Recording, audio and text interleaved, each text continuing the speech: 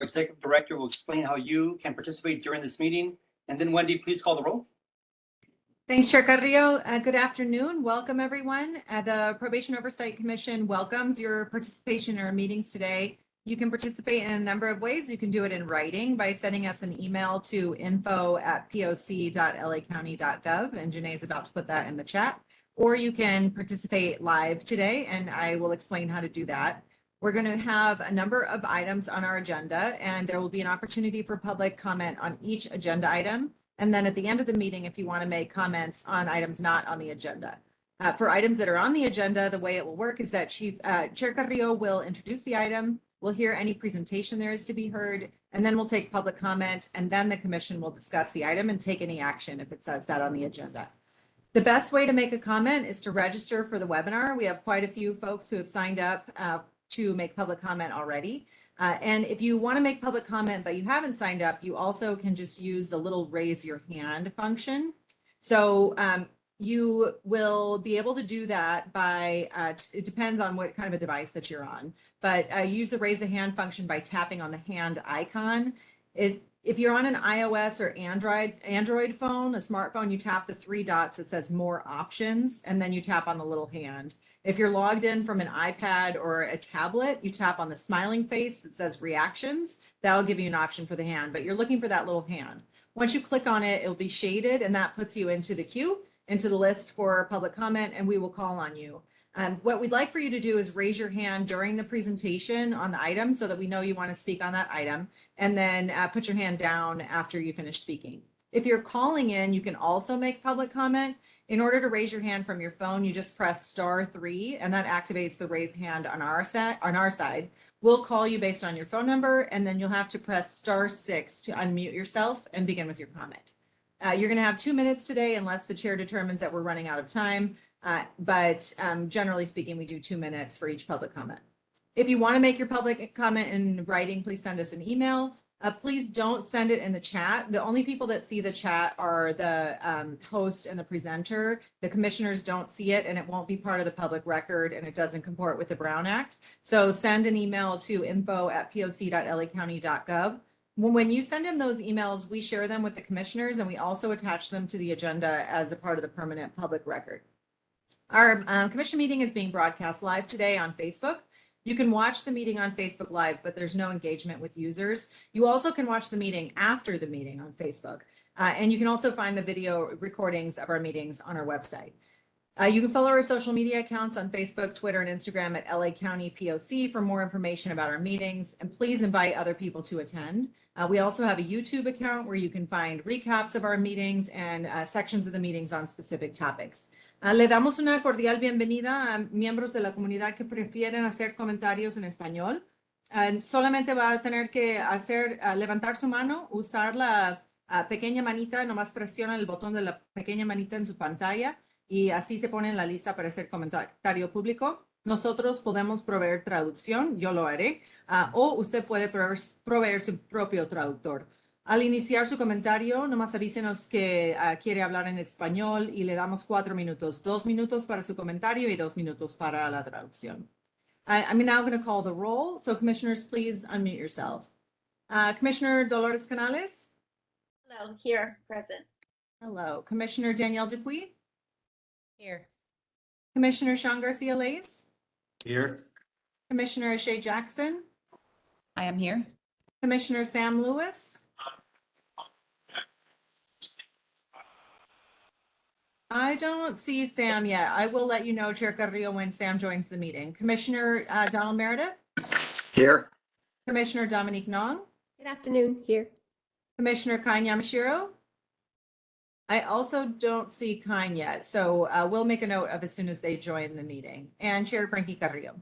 I am here. Thank you, Wendy. Thanks, everyone. Welcome. Now we will proceed with the remaining agenda items for today. Item number 2 is the approval of August 11th minutes. Do we have any written public comments or live public comments for this item? Wendy? Do not. Sorry, I'm just getting some messages that there are a few people having trouble joining. I'm wondering if maybe one of the Probation Oversight Commission staff members could send out a quick reminder link with the link to the meeting today, if that's possible. But no, we don't have any public comment on the minutes. Thank you, Wendy. Can I have a motion to approve the August 11th minutes? I'll make the motion. Okay, we have a motion by Commissioner Meredith and seconded by Commissioner Vice Chair Jackson. Thank you. Thank you. Are there any changes to the minutes? Okie dokie, hearing none. Commissioners, please unmute yourselves and vote with a voice vote. Aye. Aye. Aye. Aye. Aye. Motion carries unanimously. Thank you. Moving on to item number 3 is to discuss and take appropriate action on the Probation Oversight Commission's conducting hearings on the sexual assault and misconduct allegations within the LA County Probation Department. As background on this issue, the LA Times has published 2 articles over the past month about a lawsuit against the county in which 70 women make allegations of sexual abuse and misconduct based on experiences when they were girls in LA County probation facilities over the past few decades. The POC, as a civilian oversight body, has an obligation to investigate critical matters that are brought to the Commission's attention. This issue is particularly troubling given the number of allegations and their seriousness, and we want to know more. We want to provide an opportunity for healing, hold people accountable who have caused harm, and prevent this from ever happening again. We would like to begin this process by holding a series of special hearings to provide a platform for victims, advocates, and the public to share their insight on the sexual assaults and misconduct allegations. Today, we are going to discuss how the POC can and should go about holding these hearings. We want to hear your preferences as we prepare to schedule these hearings within the next few months. Alex Zigerwig from County Council is here to answer questions and provide insight into how the Civilian Oversight Commission proceeded with their hearings on Sheriff Gaines. Some of the things I'd like to think about as a group here, one being the who. We need to decide who to call to testify in the hearings. This could include alleged victims, lawyers, and/or advocates. It could also include probation employees, other people who were incarcerated at the time, or employees, obviously. The COC was also able to allow some witnesses to testify unanimously. I'd like to ask Alex to speak for a moment on these options of who we can call, what we can ask them, what might be off limits, and what the response for probation will likely be given the pending lawsuit. Alex, the floor is yours. Thank you, Chair Carrillo. So as an initial matter, it would be difficult for probation department employees to address the specifics of these allegations due to the sensitivity of the topic, the privacy protections for victims of sexual assault and peace officer personnel records, and restrictions on the public discussion of certain information regarding juveniles under the Welfare and Institutions Code. Advocates and victims who are willing to speak publicly, however, are free to address the commission, even if the topic relates to pending litigation against the county. With respect to individuals speaking anonymously, members of the public are free to address the commission on an anonymous basis. Thank you, Alex. And I'm sure there'll be some questions about that in a few minutes. So the next thing I want us to focus on is where. So the Civilian Oversight Commission held their hearings in a room, which was basically a mock trial setting, courtroom. There at the Loyola Law School.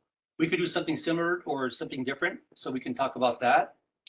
The next thing I want to focus on is when. So would it be morning between 9 and 11, midday 12 to 2, afternoon 2 to 4, or even evenings from 6 to 8? When it comes to quorum, 4 or fewer commissioners are open to all. Well, it must be posted public. It must be a posted public meeting if we do that. Public comments and other Brown Act issues. Alex, can you comment on this? Well, I can speak to a couple of things. This commission is always free to set up an ad hoc committee to look into these allegations and then report back to the commission. Ad hoc committees are not required to hold public meetings, but if the goal of this is transparency and to provide a public forum, public meetings may be what this commission would prefer. With respect to public comment, what the COC has been doing with their hearings is they've been calling special meetings that are dedicated to one topic, and the one topic being deputy gangs. And it is required to take, public comment on this item in a special meeting, but general public comment is not required when the entire meeting is dedicated to one topic. Thank you, Alex. And lastly, perhaps most importantly, I'd like for us to discuss what the purpose of these hearings will ultimately be. What are we going to ask and why? And what are we hoping to get out of it? So before we start this discussion amongst ourselves, let's take public comments. Wendy? Yes, I'm happy to facilitate public comments, and we have some folks who have raised their hand. Also, I'm going to ask Janae or Jennifer, can you please reach out to Commissioner Lewis to get him the link to the meeting? His link and password are not working, if you can help me with that. So I'm going to start with public comments that are pre-registered, and I don't believe we have any public comments pre-registered. Is that right, Janae? Now that I just asked you to do something else, I'm calling on you to do something else. What I'm going to do is actually, is that right? We don't have any pre-registered public comments on this one? We actually have two, Ambrose Brooks and Lena Mallet. I will make sure they're here in the meeting with us. Okay, right now. great. So we'll go ahead and start with Melvin Ashley. And if you pre-registered, if you could still use the raise your hand function, that would be great. Melvin, we're going to unmute you. You may have to also click unmute yourself. And when you begin, we'll start the timer. Melvin, you're unmuted and you can begin speaking. Just wanted to sit in. Hello. Yes, good morning. Good morning. Good morning. I didn't have any specific questions. I'm just trying to get some information regarding to the closure of some youth treatment facilities. Okay, great. If you could send us an email, I will ask the host to send you the email in the link. She can actually send you my direct email, and we will work to get you answers to whatever questions you might have. Thank you for being here today. You're welcome to give public comment on other topics if you wish. Okay, thank you. Sure. Next up, we have Genevieve. Genevieve, we're going to unmute you. You may begin. Awesome, thank you. Hello, my name is Genevieve Romero. I live in District 5 of LA County, and I'm here speaking as a concerned citizen and also an advocate with Care First California Coalition.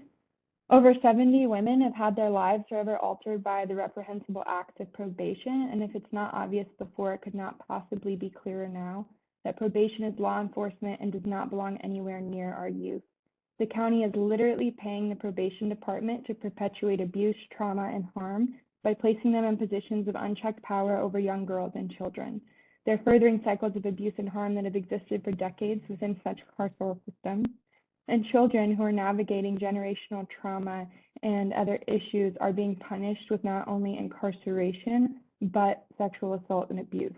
Incarceration, as we know, is not a solution. Youth and everyone deserve to be met with resources and not incarceration, which we can clearly see here is only perpetuating the problems and the issues and accomplishing nothing.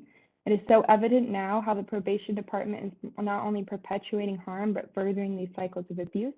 And this is an opportunity that is long overdue for LA County to take action and show that their values are to care and not cages. So I urge LA County to consider closing down the Nodor Center and starting to invest in youth and families in a genuine and intentional way. Thank you. Thank you for your comment. Next up, we have Jack. Jack, we're going to unmute you. And you can begin. Can you hear me? Yes. Okay. I want to echo the comments of the last public comment. This, as a sexual assault survivor, this is especially a personal issue for me. And incarcerating youth rather than providing them with care and resources is already harmful and despicable as it is. It does not protect anyone, it causes further harm. And probation officers chose to make that incarceration even more traumatic for children and did so with impunity. Children are being raped, assaulted, traumatized, and harmed by probation. These are not being rehabilitated in juvenile halls. They are being irreparably harmed and having their lives derailed even further. Mistakes made by children, most of whom have their own histories with foster care, abuse, and mental health issues, cannot be punished with incarceration and sexual assault. And the county must rectify this unimaginable violence by taking responsibility for allowing this situation to occur, by giving probation unchecked power and funding, and by closing down Nydorf and genuinely investing in young people's well-being. Thank you. Thank you very much for sharing. The two pre-registered commenters we had are Ambrose Brooks and I don't, actually, that's the only name I had. Janae, was there one other name? And I don't see either of them on the list. If you are a call-in user, can you please dial *3 on your phone? If not, it looks like that's the end of our public comment. I think we can go forward, Chair Carrillo. Okay, thank you, Wendy. Okay, commissioners, I'm looking over at the panelists section, so please raise your hands. And we obviously have a list here of things I can repeat them back that we should be focusing on, and I'll just do that now. As to the who do we call in? Where, when, purposes of quorum, how many of us are going to attend? 4 of us or less, or 4 or more? And then ultimately the purpose of this. And I see a hand up. I'll hold my comments until Commissioner Dupree goes. Oh, Chair Carrillo, please go ahead. I feel like it might inform what I have to say anyway. Thank you. You know, this is such a touchy subject for all of us. Obviously, we're talking about children, we're talking about harm, we're talking about preventing this from ever happening again. But we're talking about something that has already happened, and so it's like everything you can think of is on the table here. I had an opportunity to attend the COC hearings at Loyola Law School, and I was really impressed with the professionalism that was being conducted there to really get to the core of what the sheriff gang issue is. This is obviously as an important topic, and I think we should take this very, very seriously as a POC. And I know that I don't need to motivate you to take it serious. I know we're all here for this very serious matter. But I think as long as whatever time we need to get down to these specific answers to these questions, I think we should definitely do that. I would just add one last thing is that, you know, I don't know all the details about who was a molester, who was the perpetrator here. Was it men? Was it women? Obviously, we know it's 70 young girls are now young ladies. But it's just sickening as a father. It's sickening to remember myself as a ward, as a boy there in these institutions. And it's troubling that there is so much attention on staff who work there and protecting staff and making sure staff is comfortable, making sure staff is prepared and adequate to do their jobs. And then we learn of things like this that is almost absurd to think of what is going on here, and to think about what is happening when the doors are closed, what is happening when the lights are off. And this is the sentiment that I'm trying to create here, is that this is an unfortunate circumstance, 70 of them that we know of, and we have an amazing opportunity to prevent this from happening.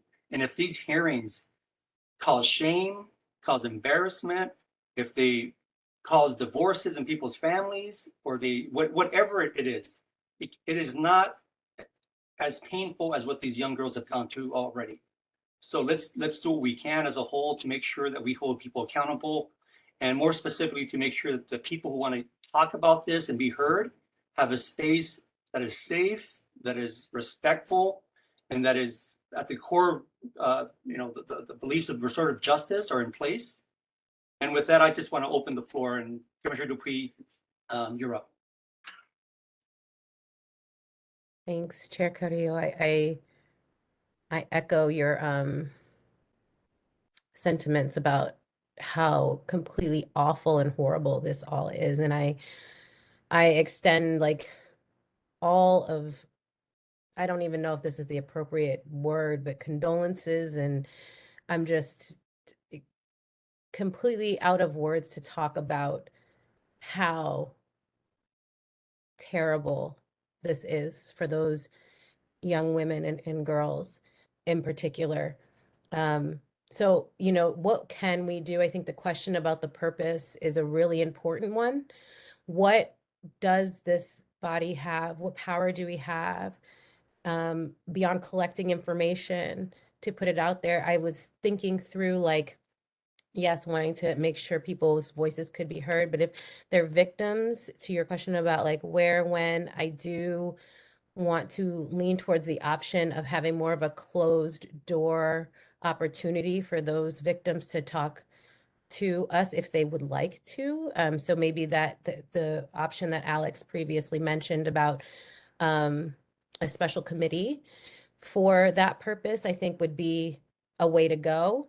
But I also think there might be a reason for a hybrid model here, where we have also open public meetings where we talk to probation directly about all the things. When I think about what I could best hope for as an outcome of this, would be for some accountability, right? And working with the young girls and women and families to discuss what accountability looks like for them. And then also thinking through what shifts, tangible shifts and recommendations that can then be put for the board for the changes and operations that are required to make sure something like this never happens again. So, I think this is a more general discussion. I'm sure I'll have other thoughts later, but I wanted to just put forward those two things, at least right now. Again, I'll just restate them, the idea for some kind of hybrid engagement for victims, and then also some transparent forums so the public can engage. And then also just thinking about what tangible, and this is more for discussion, what tangible things we could come out of this is some accountability and some policy shifts as well, internal. Thank you. Thank you. Vice Chair Jackson, you're up. Thank you. I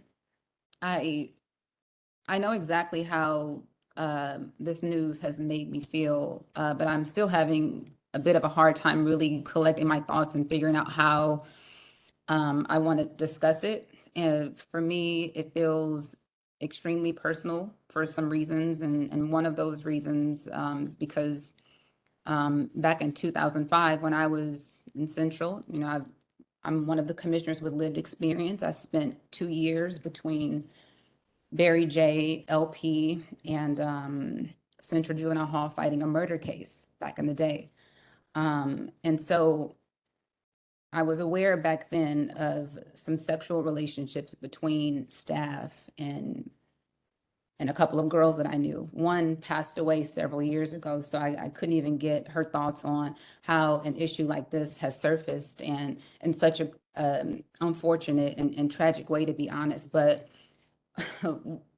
what I know is that I've also seen the news come up on Facebook, and it's kind of scary to see how people comment so casually as if it's like a football game that just took place and their team lost, right? That's how this issue is being discussed on Facebook.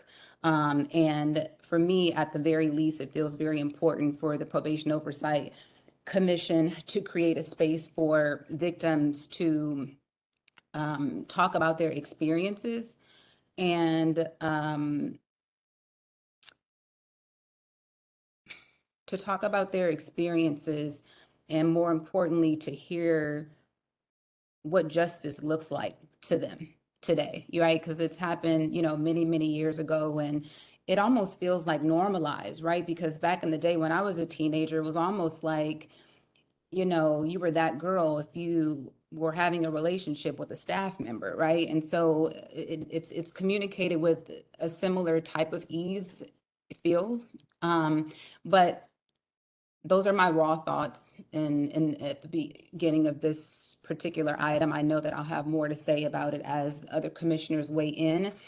I agree that it should be in a closed setting. We want to empower and humanize and really feel like this is an organic and open setting where victims can be candid about those experiences. It's very important to me that we structure it in a way that allows them to do that, right? And that does facilitate healing.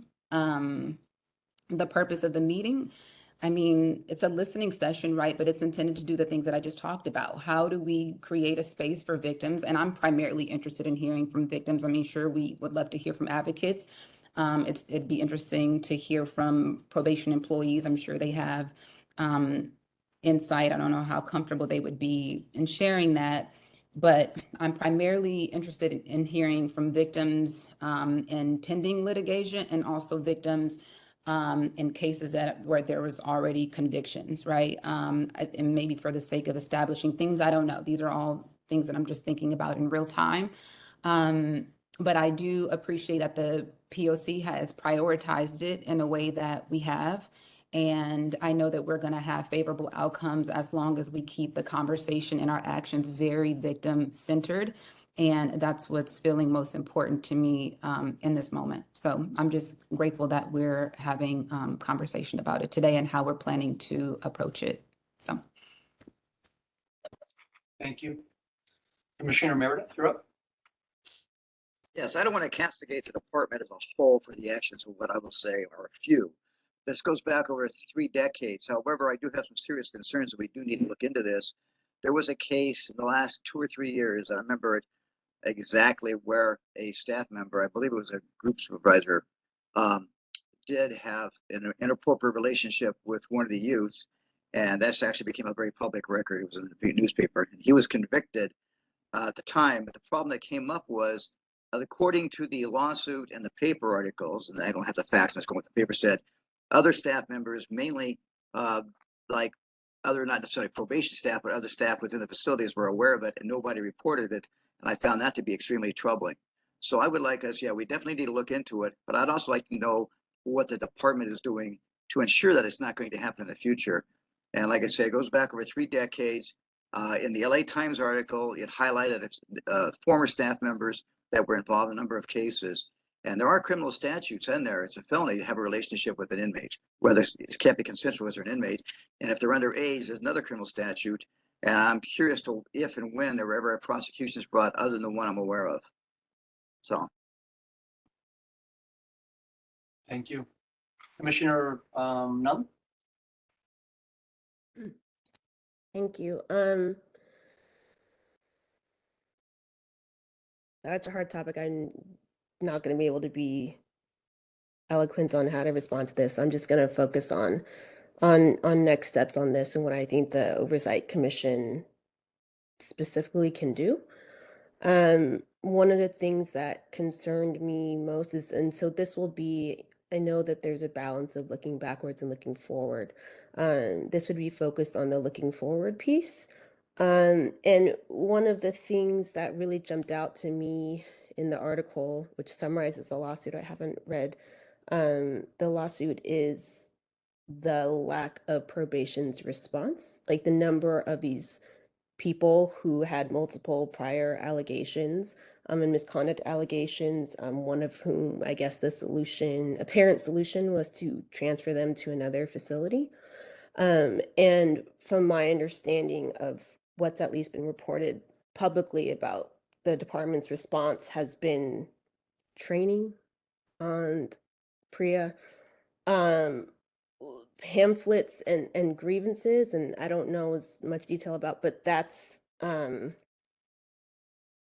to me, that's woefully inadequate, and I want to be able to support. I think for me, something it's about making sure that specific recommendations are put forward, and I think in developing those recommendations, those who need to be censored are those who really know, who are experiencing it, who have experienced it. And so I would like to find some way to get specific recommendations from those who have directly experienced this. And this would be both young people who have been incarcerated there. I do not want to exclude their family members as well, who certainly, if they were involved, would have ideas. I want to include them, and also staff too. I have no doubt that there were staff who maybe attempted to do something and didn't know what to do, or made attempts and didn't get the proper responses. So if there's a way, I don't know whether, I always look for transparency, and so public hearings, but I like the idea of the combination, just to really support the probation department in figuring out, identifying, and then implementing some very concrete recommendations. Thank you. Commissioner Garcia-Lees? I don't know if any victims have asked to speak to us, but I'm absolutely available for a closed session or a ad hoc meeting, or however they want to address us. I want to hear it from them. I want to make sure that whatever we do includes as a follow-up the possibility that we as a commission take a stand that the incarceration in facilities of young women is inherently unacceptable, that the vulnerabilities to women are particular in a way that means nothing short of an end to institutional incarceration of young women is an acceptable response. Now we're already on our way towards that to some degree. So I would like to make sure that if we're planning with an end in mind, that is the end in mind, or at least that's where some of us, myself included, will be coming from. Also, this is an issue. In my day job, I'm litigating AB 1421 cases right now with police departments. The law has changed in the last couple of years as to what is publicly available and what is not publicly available information regarding sustained findings of sexual misconduct by law enforcement officers. And to my knowledge so far, there has been no publicly available reporting of what are all the investigations that have become non-classified under AB 1421. So I would like us to get that information. I'm not sure if we want to get into those sorts of things now or at the meeting that Chair Carrillo is suggesting, or after that meeting. But I want to put that there as something to be thinking about right now. We could be a conduit for making publicly available information that, like I said, that often requires litigation to get. That's it. Thank you. Commissioner Fernandez? You're muted, Dolores. I just want to say that I agree with everything that my fellow commissioners have brought forth so far, and about the ad hoc committee, and really looking into this and getting some answers, but not just answers, solutions. And I think that we also need to revisit the November 30th board motion that was approved, for the decarceration of young women and girls and GMC folk, and see like how many women have we actually moved out, how many more can we continue to move out, and expedite the process so that things like this do not continue to happen. I think that there was a very powerful statement by Supervisor Hahn where she points out the fact that these are young girls that have faced trauma, and they're overseen, by predominantly those that identify as men. And, and I really think that we need to look into getting them out of these facilities as soon as possible. Thank you.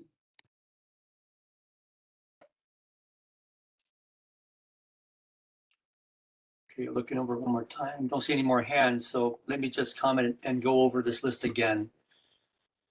So our first one is the who. So if we are going to call in people, obviously, if it's going to be an open, let's just talk about an open hearing like the COC has been conducting. Obviously, they can be, they don't have to give their names. They can be, we can conceal their identity. But for those who might be willing to be courageous enough to come forward and talk in an open forum, so obviously victims. The list also, we have victims, we have advocates. So I think that for sure those three are definitely people we should definitely bring on. If we can find some experts in this field, we should definitely bring an expert in this field. If we extend it and talk about make a call out for whistleblowers to meet with us on maybe a different channel, that's a great thing to absorb new information that maybe people have been disgusted or have been holding on to or have been fed up, and now's the time to want to talk. So we can open a door or create a door for that. But I think as to who, I think commissioners, as to the who part, besides for an open hearing, victims who want to come forward, we can invite lawyers who are either working directly or indirectly with these matters or these specific cases. We can include probation staff, experts. So is there anyone else you can think of that we can invite or we should add to the potential working list? And while you mull that over, the next one is where. And I know that Commissioner Yamashiro has ties with the law school. I think it's a great setting. There's multiple entryways into that space. There's cameras there for recording. There's ample space for maybe 100 individuals to sit down. There's like a jury box setting there. There's a podium. There's large screens. If that's a space that we're trying to think of as to where, I'm sure other universities or law schools have a similar venue in case anyone knows of any other connections with mainly centralized to the county, which Loyola Law School seems to be pretty central. So that's another question we can think of, but I wouldn't mind maybe mimicking COC and using Loyola Law School if they would be gracious enough to host us. The next question is morning, midday, afternoon, or evening?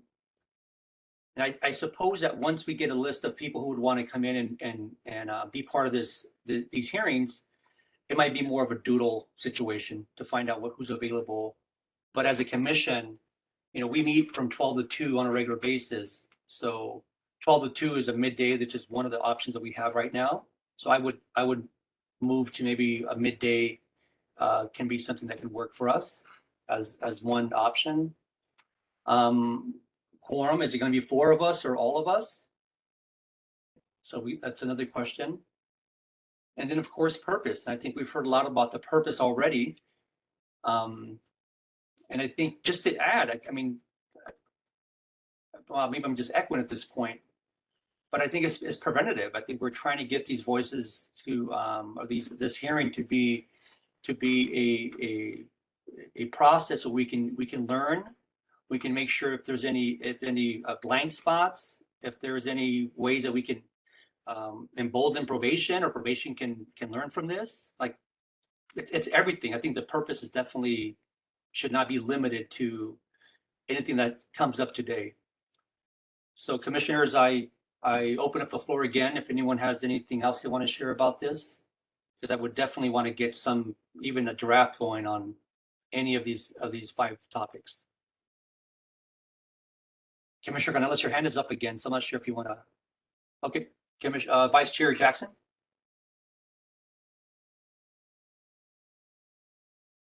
You're muted. Sorry, I said the logistical stuff may take some time for us to work through, but it looks like we have some pretty good information to work with right now. I just wanted to speak to something that I heard one of my colleagues say just a little bit ago. And of course, I respect everyone's perspective. It's very important for us to be able to come here and express ourselves as individuals, but also as commissioners. but I don't want to necessarily be separating the probation department from the issue, because the magnitude of the issue, the number of victims, even if it's just allegations at this stage, is still a reflection of the department. A lot of the issues that we're talking about are cultural issues, and it's not detached from a lot of the other things that we're trying to address in the work that we do. So I just want to be very mindful about how we sort of segregate some of the factors, right? And we're not, saying that leadership, it's not them. We're not singling out individuals in that way, but we are absolutely saying that what is in front of us is a reflection of the department. Just want to be very clear about that.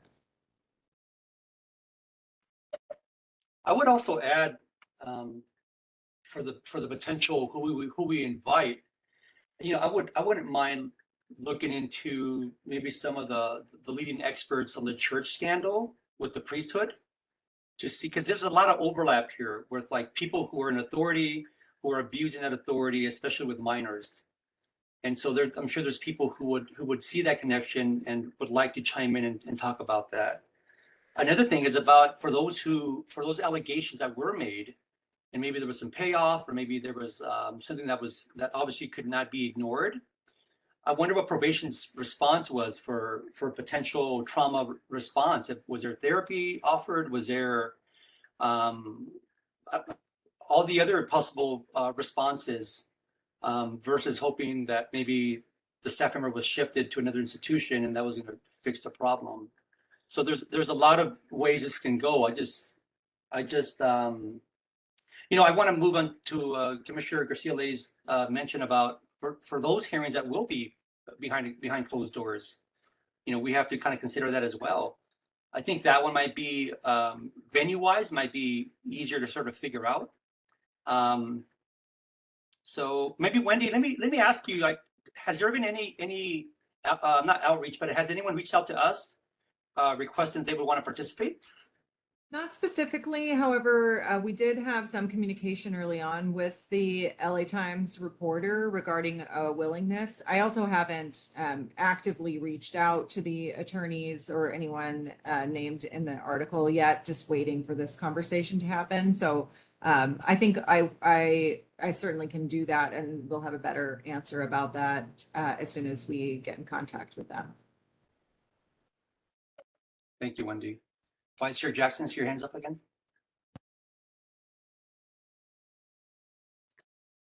Sorry, my phone was ringing. I know that probation can't say much, but do you have any thoughts about some of the things that we've discussed in this short time within the confines of the legal stuff?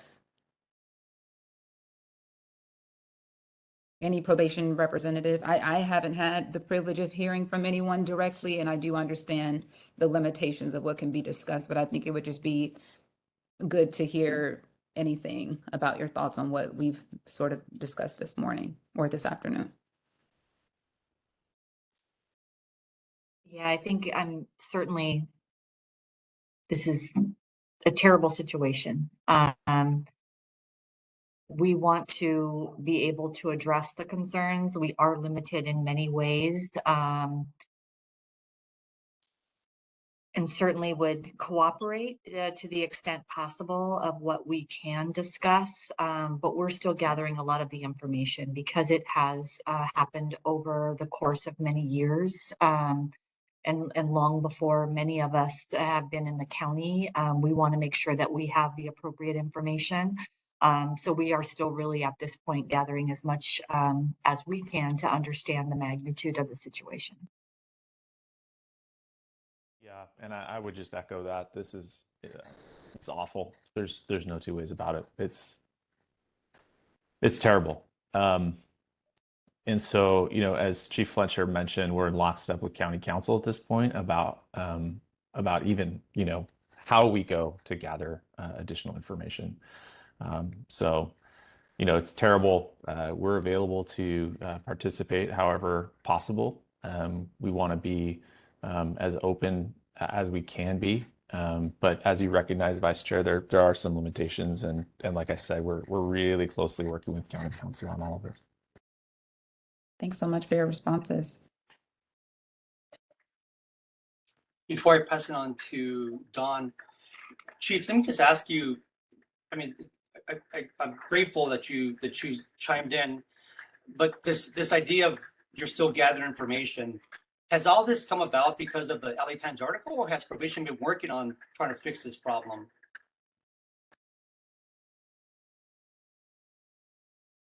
So, there's a Chair Carrillo, I think, a lot of it has certainly come to light here. As folks are aware, there was a prior, and this is public at this point. There's been a couple of these allegations that have come out prior to this sort of larger story that just hit. So we've been looking at and addressing this for some months. But again, it's difficult for us. We have to work really closely with counsel on how, they often bring in outside counsel, for example, to do a lot of the conversation about what's being done and investigating. So it is something that, something that was shared earlier about, and it may have been Commissioner Meredith, about prior incidents. And, that's one of the areas that we're looking through, is what was done previously, before our tenure. How were some of these things handled previously? So, I would say, if I'm being frank, Chair Carrillo, I think the volume has surprised all of us. Certainly has surprised me. I'll only speak for myself. I can't believe it, honestly. And so looking at, what do we have available to us, and what action can we take immediately, as opposed to what are some things that certainly need to be played out through ongoing litigation, advice of counsel, and things like that. So please know we're taking this as serious as possible, understanding too that when you look at decades of behavior, again, it's almost unbelievable to me. And so trying to sift through what really is the most appropriate response here is difficult. And we understand that this is going to be a lengthy process. We certainly want to do right by these victims. That's paramount for us. And just to be, I don't know, it's been said, and the chief, has said this publicly and in private to the board. I mean, folks engaging in this behavior, not only do they not get to work at probation, they should be prosecuted to the full extent of the law. And so that's how we feel. That's how we're approaching this. And I know that, we weren't here before, but we're responsible now. And so we take this so seriously. Thank you. Commissioner Meredith? Couple things I just want to reiterate. This does go back over 3 decades. And in the LA Times article, if I recall correctly, there were a couple names mentioned that I'll say, according to the article, were repeat offenders. And I don't believe they're with the department now, but I don't know if there's a criminal prosecution, as was alluded to. These are criminal offenses, and there should be a criminal prosecution if appropriate. The other thing is, whatever meetings we have, internally or externally, or even ad hoc to that, I think the Inspector General's office should also be involved in that as a fact gathering body. That's all. Thank you. Welcome, Commissioner Lewis. I know you're on the phone, and I want to call on you. I heard you have a comment. I have no comment. Thank you, though, Chair. Thank you. Moving on to our next hand here, we have Commissioner Garcia-Lez. Thank you. So if I'm understanding you, Chair Carrillo, nobody outside of our commission has asked us to do this. Is that right? Correct. Okay. So I am worried that discussing venue and things like that might be premature. I want to be sensitive to the idea that we may end up talking about these young women instead of with these young women or listening to them. I would not be surprised at all to find out that they don't want to talk with us about this, or that they are currently trying to find a remedy in civil court and their lawyers are telling them that they want to talk to us, they should wait till after they get a settlement or win a verdict. And that would make sense to me too. So I wonder if maybe before we start talking about how public and what venue, we should be trying to reach out to the counsel for these women and ask them what their advice is for us as a body. Okay, thank you. We can do that. And I think, Commissioner, the topic, I mean, the subject is on the table. So regardless of the victims wanted to talk or not, there's still a host of other people we can host and have a hearing on. So, you know, like I said, I know it's going to be it's gonna be tough for many people to come forward and talk about such a painful experience. So I totally understand that.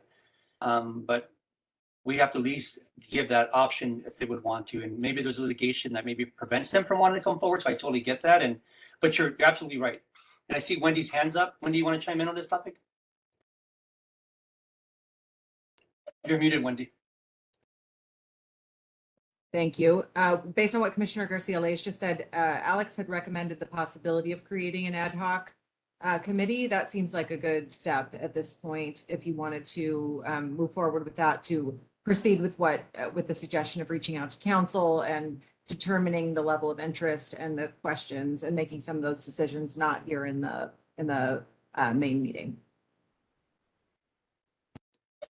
Okay, before we get to that, Commissioner Dupuy, you're up. Yeah, I just wanted to raise, like, as we're sitting here talking about this, I'm thinking about the young girls and women who have experienced this. You know, when children are in their homes and they're exposed to or victims of sexual violence in any case, they're removed from their home. Parents lose parental rights, guardians lose parental rights, and like it's a done deal, right? We're saying, hey, we're interested in making sure children are well, keeping them from harm. But when we have a large government institution where this has happened over and over again for decades, it's like, oh no, they should stay there. Girls should continue to stay there, you know? And I'm reflecting more and more on something my fellow commissioner said about the end point. I mean, at what stage do we take actual action to really change something? And it's more than just a conversation, and it's more than just a shift in training or the hiring practices or anything like that. Like, girls are being harmed now, right? By all intent, like, we don't even know. They said through 2019, but you know, it really brings to question what's happening in the moment and how do we treat families and parents one way, but we allow government institutions to do even more and leave the girls in there. And I just felt like I needed to say that out loud, and just the hypocrisy of it all.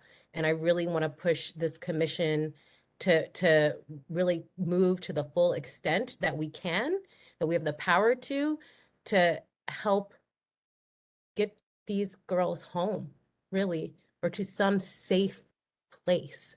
At least the safety, you know, is so important. So I wanted to put that on record.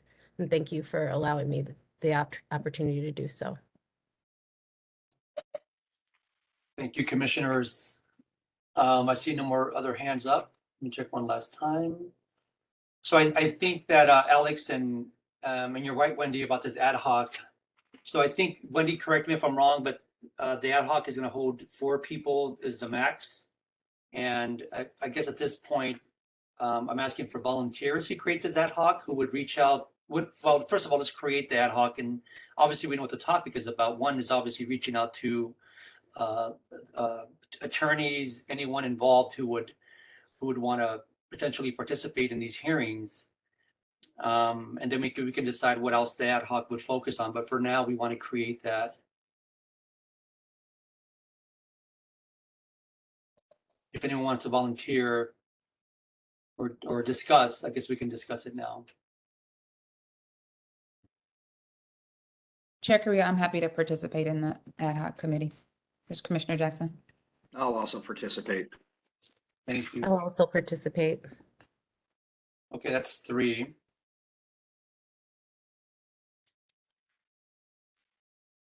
count me in for number 4. So we have Commissioner Dupuy, myself, Vice Chair Jackson, and Commissioner Don Meredith, who will make up this ad hoc committee focusing on reaching out to everyone. I mean, we shouldn't limit to who's going to be reached out to, but it's obviously going to be under the guise of this topic here. Not only will we be reaching out, but this is a call out for probation staff or anyone working within probation. If there is anything you want to share with this ad hoc committee concerning things you've witnessed, things you've been holding on to, things you want to come forward and bring to the light, you can reach out to any one of us, specifically our Executive Director, Wendy Julian, and then we can take appropriate action after that. But I think that in order to make sure that no one is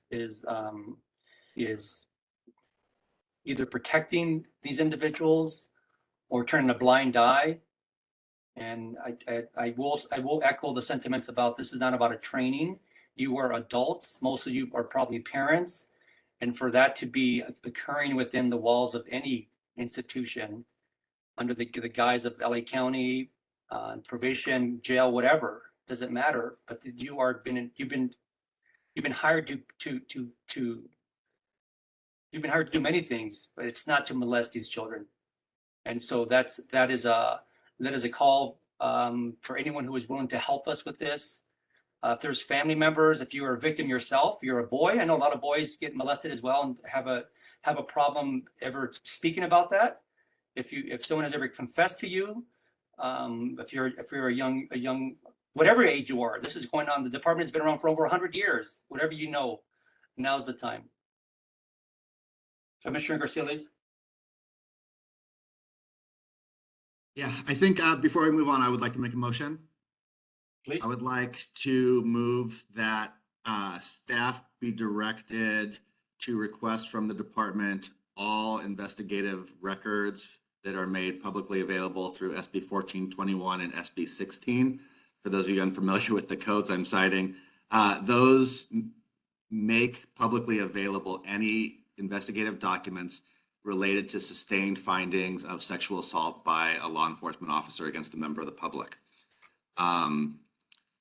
There are other categories also. So I would like to ask, or the motion should include a directive to staff that to tell the department to prioritize findings of sexual assault and not to wait until they have everything and give it to us as a group, but to immediately give us all the records of sustained findings of sexual assault and then all other documents related to SB 1421 or 16 as they become available. Can you get a second on that? I'll second that. Okay. Motion Garcia-Leyes and seconded by Commissioner Meredith. I'll open it up for discussion on this motion. Hi, Alex. If I may, Chair Carrillo, if the commission does wish to form an ad hoc committee, a vote should also be taken on that as well. Absolutely. Vice Chair Jackson? Yeah, I just wanted to ask Commissioner Garcia-Leyes if we have to specify that it's a probation officer versus an officer of law enforcement, or are we trying to distinguish the two, or you purposely? No, my intent was all records that are in the possession of the probation department, regardless of what department the officer might work. I mean, I assume it may even be exclusively records of probation department officers, but yeah, any record in which the department has possession of. Okay, I think a broader capture is good. So, yeah. And the legislation covers peace officers, and probation officers are peace officers. Okay. I support the motion. So, any other discussion on this motion before we get a vote? Okay, seeing none. Wendy, can we call roll, please?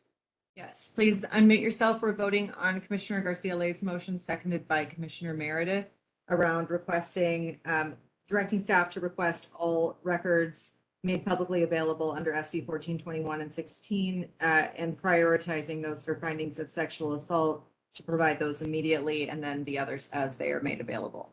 You can vote yes, no, or abstain. Commissioner Canales, Yes. Commissioner Dupuy, Yes. Commissioner Garcia Lays, Yes. Commissioner Jackson, Yes. Commissioner Lewis, Yes. Commissioner Meredith, Yes. Commissioner Nong, Yes. Commissioner Yamashiro, Yes. Chair Carrillo. Yes, The motion passes 9-0. thank you.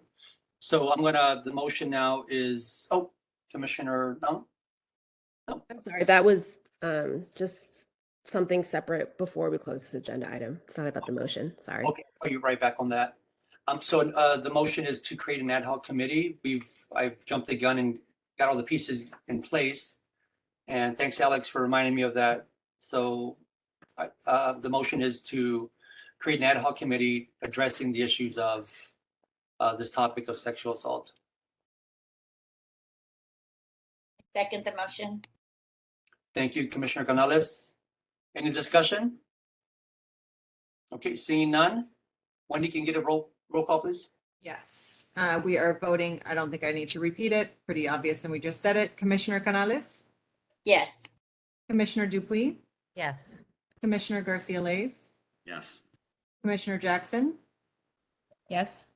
Commissioner Lewis, Yes. Commissioner Meredith, Yes. Commissioner Nong, Yes. Commissioner Yamashiro, Yes. and Chair Carrillo. Yes. That motion passes 9-0. Thank you, Wendy. Commissioner Nong?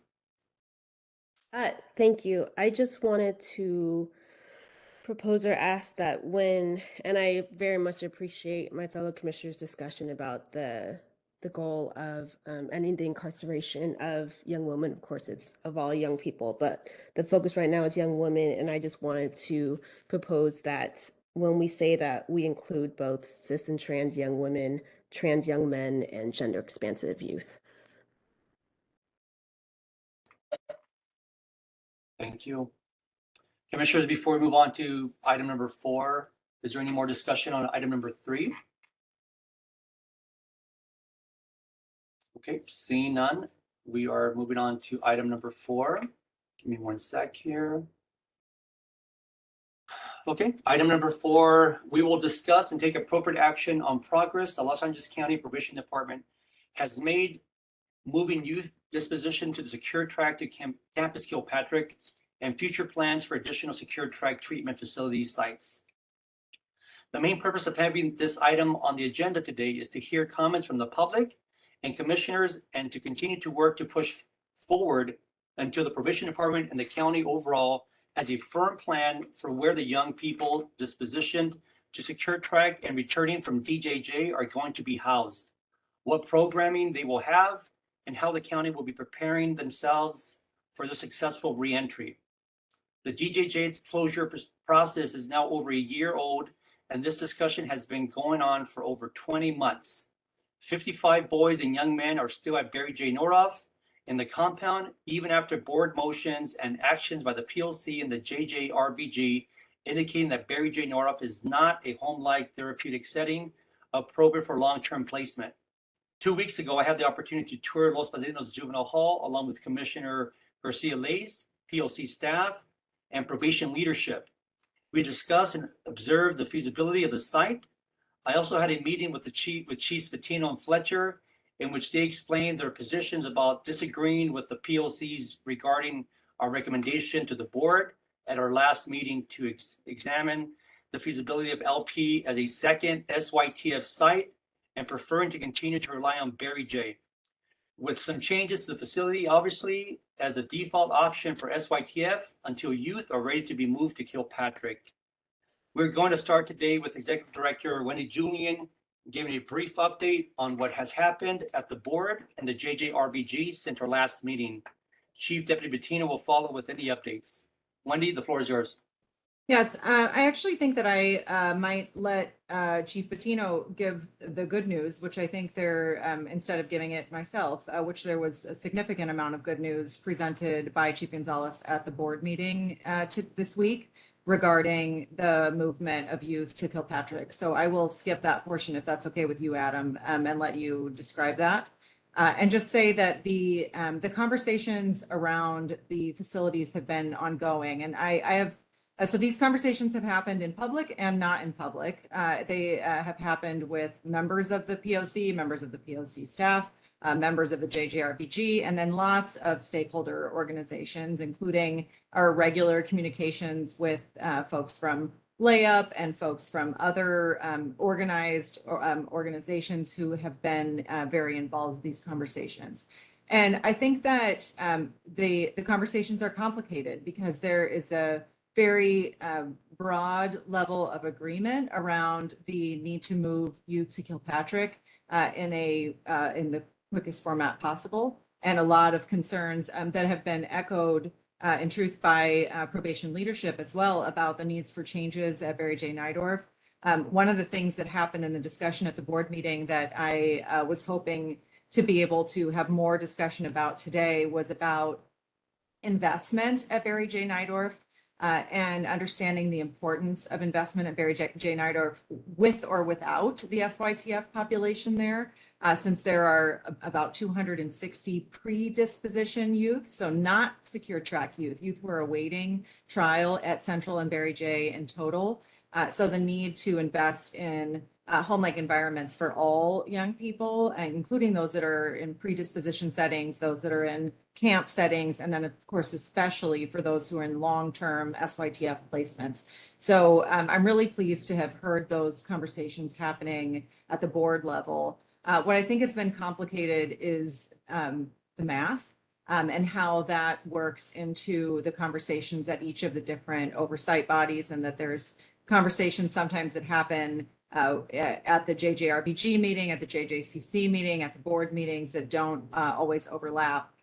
What I would like to say, and I'll reiterate what I reported at the last meeting, is that in terms of the math, and I'd love to hear. I know Adam has regularly said the same numbers that I'm saying in the JJCC and JJRBG meetings, is that we're talking about somewhere between 150 to 180 young people eventually who will be in the county, and the county will be responsible for their long-term placement disposition to the secure track. That is a combination of those who are already dispositioned to secure track, that's the about 55, and young men mostly who will be returning from DJJ as it is in its phased closure between now and June, and the new young men mostly who will be dispositioned to secure track between now and July 1st. So it's really those three groups. The number of young women is very small. It's 0 for the secure track in LA County right now, and a handful in DJJ. So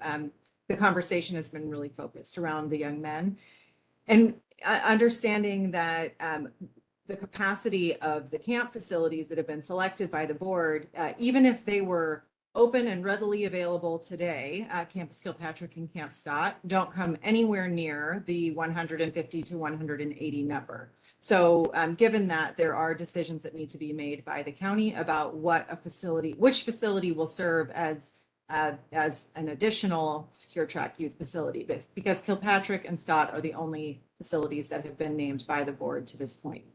So there have the biggest change that's happened. I will stop my comments now and let Adam describe it, which is about movement to Kilpatrick. And I will actually turn this over to Chief Fletcher, who's been doing all of the planning related to the move and all of that. So, and then she's here with us as well. So Chief Fletcher. Great. Thanks, Adam. Thanks, Wendy. We are prepared, as the chief did describe during the board meeting on Tuesday. We will be moving 6 of the young men that are in secure youth track next week to Kilpatrick. MDTs have already begun. Our director at Barry J, who oversees the secure youth track, Director Smiley, has been working with the attorneys, our partners on site, as well as community-based organizations to do the MDTs, to make sure that we are identifying the top 6 youth who are ready to go next week. We will have everything in place and ready to go. We'll have the staffing set up. As many of you know, we turned off the spigot, if you will, of moving kids to Kilpatrick in preparation for making Kilpatrick the temporary secure youth track facility as directed by the board. So we are down to one youth there.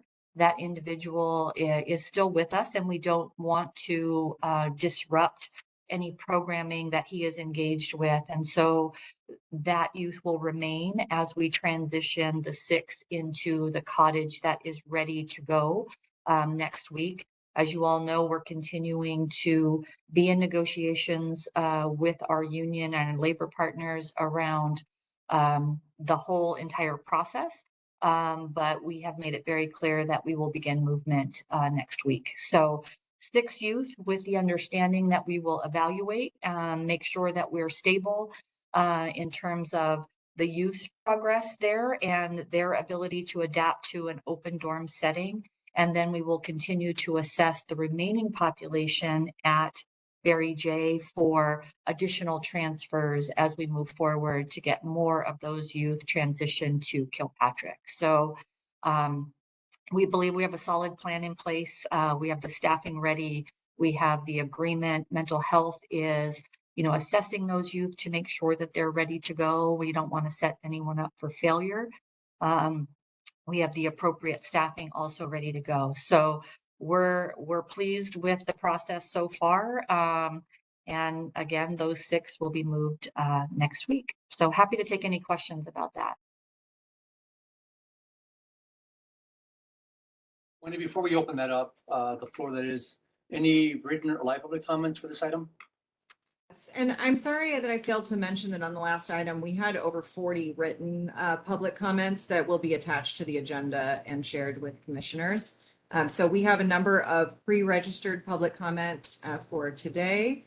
And also please raise your hand and we will call on you in that order. Written public comment is already attached to the agenda and we'll attach any more that we receive by 5 p.m. We're going to start with Raymond Olvera.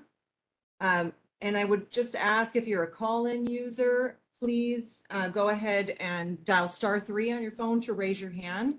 I also am going to tell you that I have learned that we have a number of young people who are on the call today, which makes me very happy.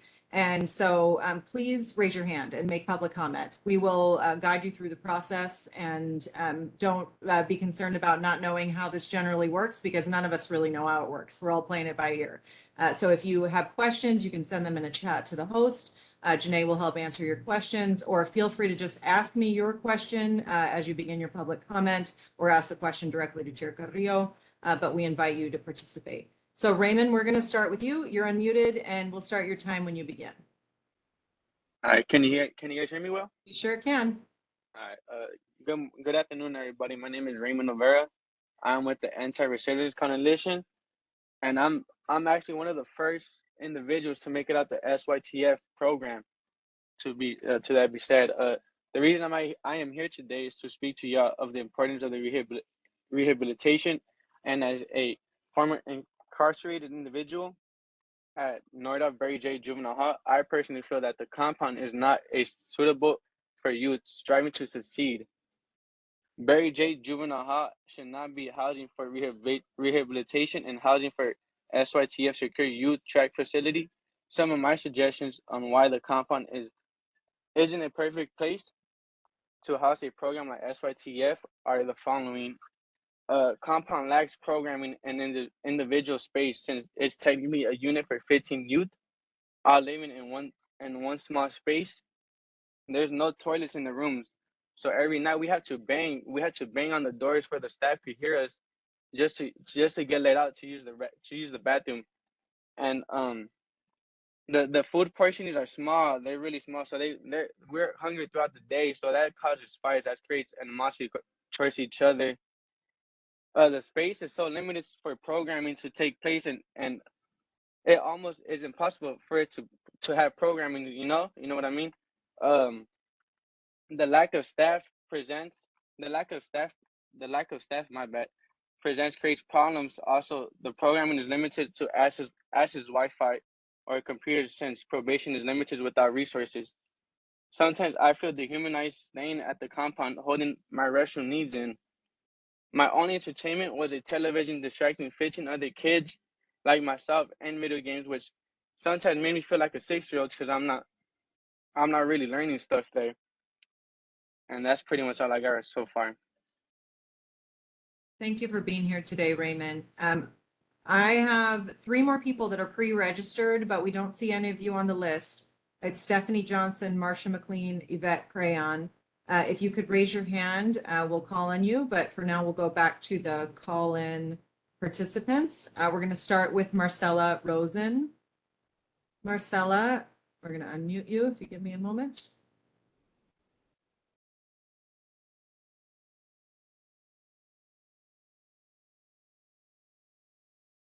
Okay. Oh, did Marcella just go away, Janae?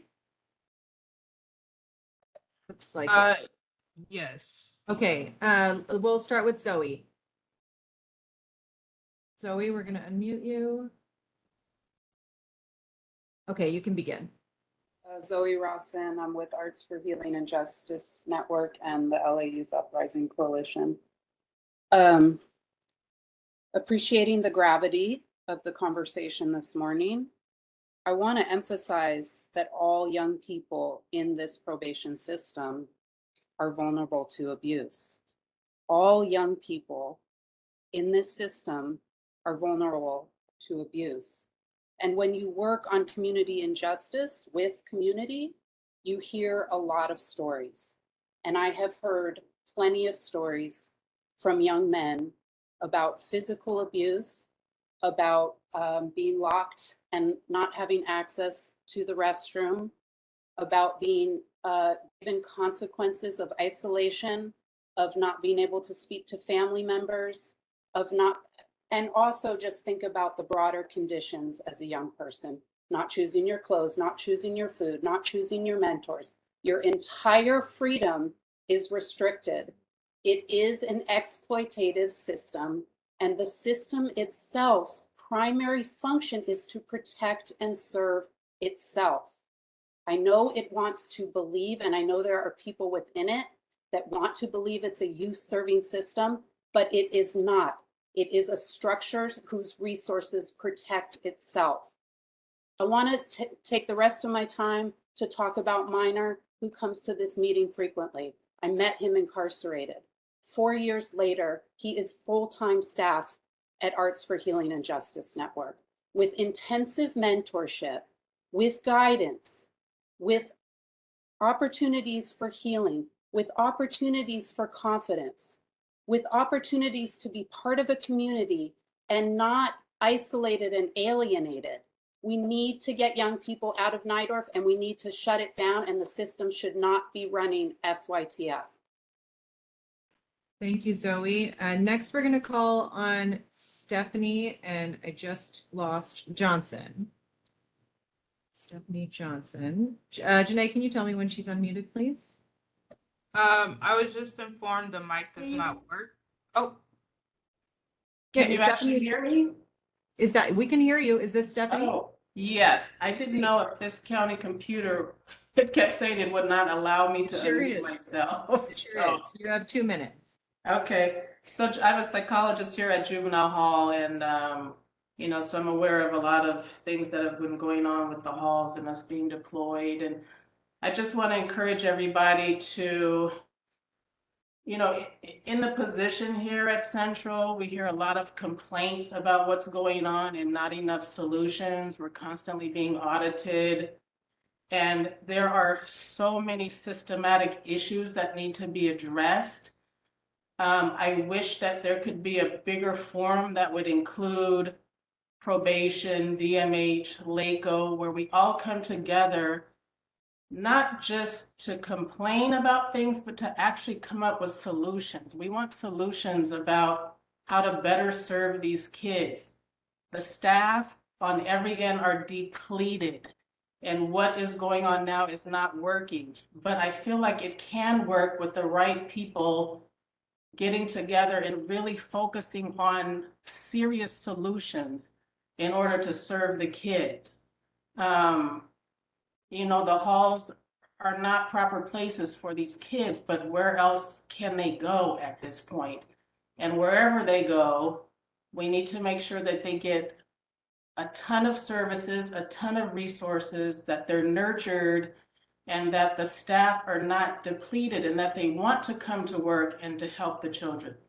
There are just so many systematic things that need to change. And I hear people talking all the time, complaining, but I don't hear enough solutions about what to do. You know, we can close down the halls, but then what? You can deploy us to Barry J. Barry J can come to Central, but that's not, we're still failing audits. Staff are still, you know, almost 200 probation staff are out. We need serious solutions. Thank you, Stephanie. We're going to go next to call-in user number 36. Your number starts with 424772. I believe you need to dial *6 on your phone to unmute when we unmute you.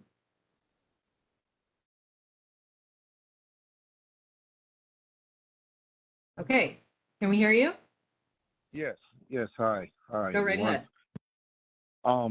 I'm a probation staff myself, and it's a bit disheartening to hear some of the comments being made regarding the care that we're giving to the youth. I understand that there is a systematic glitch. There's systematic glitches going on, but I just want to speak for the individual staff who are in there with the youth, providing care, comfort, and motivating rehabilitative conversations and family, offering family information, and just doing the best we can to make these youth good citizens of society, regardless of what they've been through, the crimes they've committed. I believe the majority of staff who are in the halls are caring people, are family oriented, who care for these kids. We could use a lot of outside resources to enhance the resources or enhance the programming, but I just want to really speak for the staff who are in there and at times being abused themselves, mentally, physically, being held over every day, and it is demoralizing. But there is a huge majority of us who hang in there, and we still believe in the system. Someone said earlier that we could use more collaborative support. That's your time. Thank you very much for those remarks. I appreciate it. We're going to go next to Christopher. I'm going to guess it's Waddell. Christopher, you're unmuted. You can begin. Hi, my name is Chris Waddell. I'm a member of Anti-Recidivism Coalition. I'm here to speak on why I believe that Camp Kilpatrick should be the place housing juveniles over a place called the Compound. In 2022 is kind of a travesty. I feel that kids are still in a place called a compound. The reason why I'm connected to this is I didn't grow up in the county of Los Angeles. I actually grew up in Fresno, and I was in a similar place when I was a child. I started getting incarcerated at the age of 9 years old, and it was a continual cycle for me.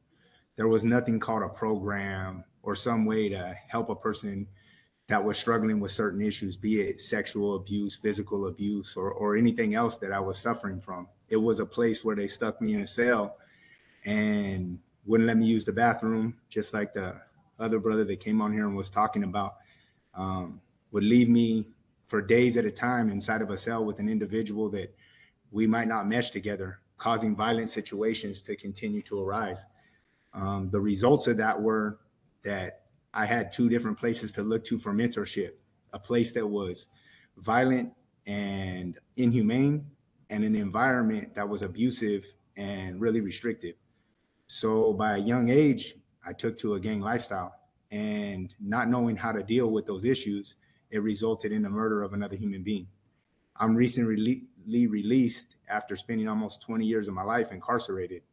And having the opportunity to look back, I realized that a lot of those issues came from juvenile detention, from the times when nobody was paying attention to what I was facing or what I was going through as a child, and were just continuing to push me through a system. So the reason why I'm advocating for this is I genuinely believe kids need an opportunity to grow and to change. And I thank you for giving me the opportunity to speak. Thank you very much for that, Christopher. Next, we're going to go to call-in user number 28. Your number starts with 213469. We'll unmute you and you dial *6 on your phone.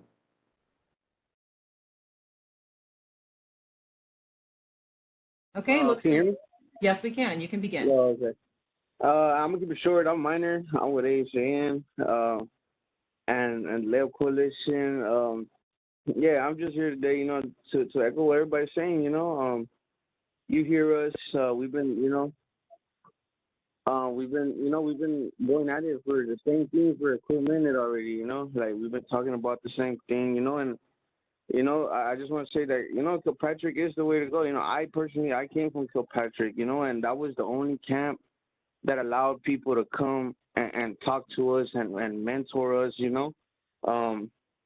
So with that, you know, like I hear that there's only 6 youth that are being moved, you know, like we've been talking about moving these kids like for damn near, if not months, like a year now, you know, and just having 6 youth move, it's kind of like, damn, you know, like it shocks me, you know, like that we should be able to move more than 6 youth, you know, like Kilpatrick, you know, holds more than 6 youth, you know, but that's, you know, that's where I'm at right now. I just want to say that, you know, Barry J, yeah, it's done, you know, it's come on, you're locking them, you're pretty much getting them ready for them to go to prison, you know, instead of helping them getting ready for like a successful life, you know, educating these people, you know, like that's what they're honestly getting them ready for prison. And we need to change that. We need to, you know, get these kids like in some type of, you know, school, you know, get them, make them successful, you feel me? And I feel like Kilpatrick has not just the environment for it, but you know, like all the resources that we need for it, you know, so, yeah, I just want y'all to think about what, you know, you guys are hearing these stories, you know, they're lived experiences, you know, we're not making it up, you know, it's things that we went through that, you know, that people are still going through right now, you know, so, yeah, I just want to keep it at that, and, yeah, thank you for your time. Thank you so much for calling in, Minor. Next up, we have Aditi Sherakar. Aditi, lost you on my list. I want to. Oh, I can hear you. I can hear you now. You can begin. Sorry, Aditi Sharakar, Children's Defense Fund, California. I want to just uplift all the youth voices that have already spoken before me. You know, I urge this commission to take them very seriously and listen to what they're saying. These allegations of abuse, the sexual assault, as well as just the everyday inhumanity of Barry J. that is being described, these are not glitches in the system. This is the system working as intended. They're not glitches, they're not bugs. It is actually features of the system that it is abusive, and it prepares children for prison. Second, I just want to focus on the fact that we keep hearing probation talk about whether or not young people are ready to move to Kilpatrick. And I would love to know more exactly what the criteria is. How are you determining when a young person is ready to move? And I want to remind this board, but also probation, that Kilpatrick is not meant to be a step down for SYTF. Kilpatrick is meant to be where SYTF youth go. So this notion that a young person needs to be ready for a step down to go there just makes no sense. What has happened is Barry J has turned into the default for where we house young people, where we continue to abuse them. And I think that we really need to reevaluate why that is. And a lot of that blame does lie at the feet of probation and the probation union specifically. Thank you. Thank you, Aditi. Next up, we have Lily Brainerd. Lily, you're unmuted. You can begin. Actually, I'm a resident I registered because I'm on the mailing list. Recently, I read about the news and especially from YouTube and Facebook, talk about the terrible situation. The young kids, young juvenile get molested, get assaulted. That is, I feel very terrible, sorry, because actually I learned about this from last December because the argument about the new location for Camp Scott or Camp Pet or Camp I'm from Laverne, so we pretty much against that. But now we learn about this situation. It's so unfair for all the juvenile because they really put them on the risk. This is a historic problem, but it's still happening. Since if the new program will put some like the serious crime, put them together, I couldn't imagine how bad it's gonna happen in the future because like a 25 years old put into the same camp. I couldn't imagine that. So is it possible have some money to really build a new place? I mean, not mean prison because I don't think they go to the juvenile is to look for a new life. It's not punishment. But if something happen, let them release to the street, right? It's the really threaten for the public. But the program, we really against that because put them together and to update the old facility, it will still cause the problem and over lawsuit, poll tax, everything. I know Los Angeles, even California, they have so much money to help homeless. Of course, like $800,000 for a small unit for the housing program for the homeless. How about request some money, new proposal for the new juvenile? So it's very important. Now it's cause very public attention. I saw the news everywhere. I never know the terrible situation for all those young kids. I feel terrible sorry for that. So please get a new proposal to help them, not really argue for the old stuff. Thank you so much. Thank you. Next up, we have Gloria Gonzalez. Gloria, you can begin.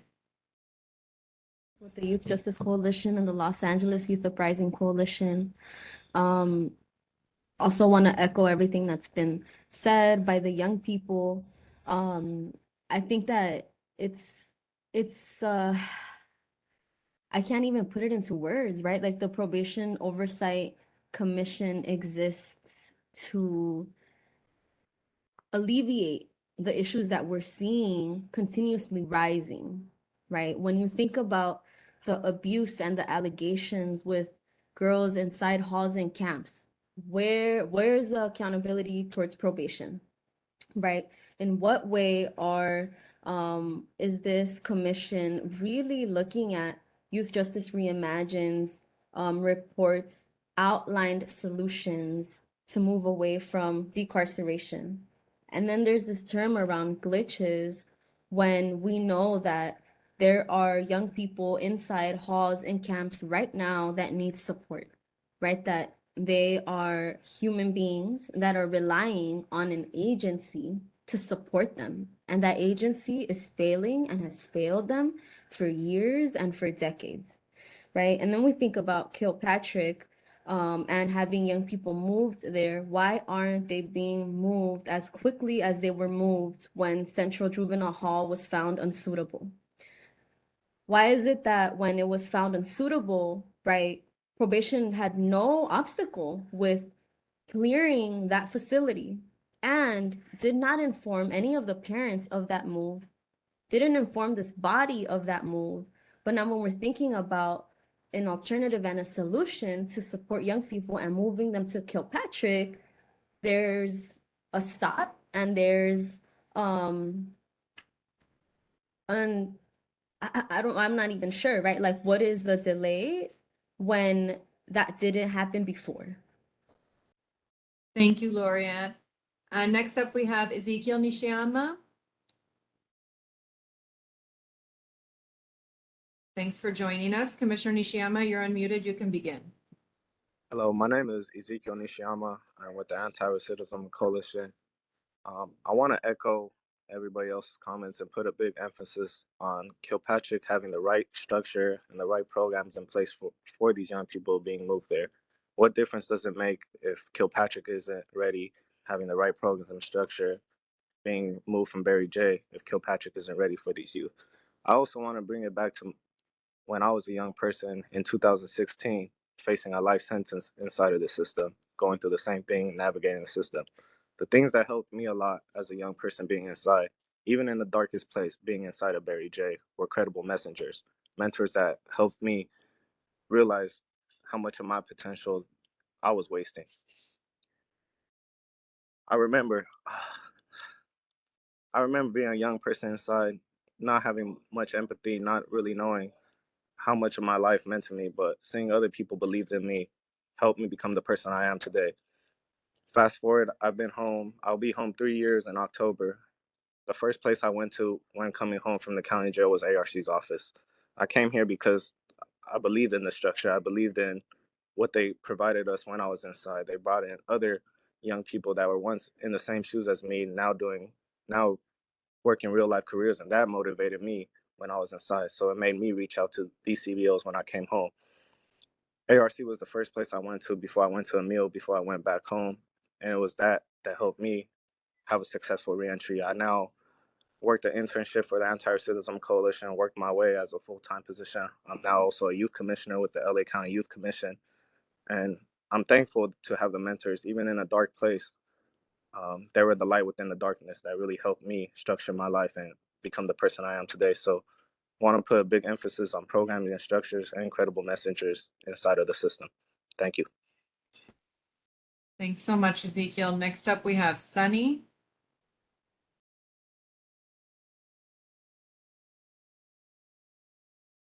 Sunny, it looks like we can hear you. Sunny, are you there? Hi, can you guys hear me? Yes, we can. Please begin. Hi, good afternoon. First and foremost, I would like to highlight the fact that probation has not been the root of trauma in our kids' lives. They come into our institutions traumatized by their parents, communities, etc. I would like to ask the POC and advocates to live in the present and now. Our SYTF youth need a space for vocational training, rehabilitative programming, and so much more. Probation needs CBOs as much as CBOs need probation. We need to unify if we really want to heal our communities. CBK will not house all the SYTF and DJJ youth. Los Padrinos would be a much more suitable space. Thank you. Thank you. Next, we'll go to a call-in user number 45. Your number starts with 323830. We'll unmute you and you need to dial *6.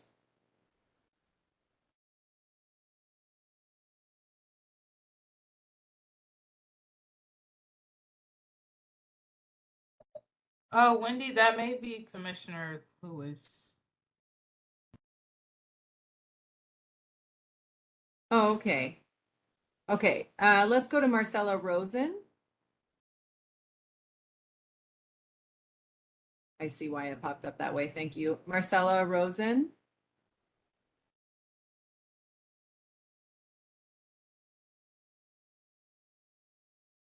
Marcella, you're unmuted. You can begin.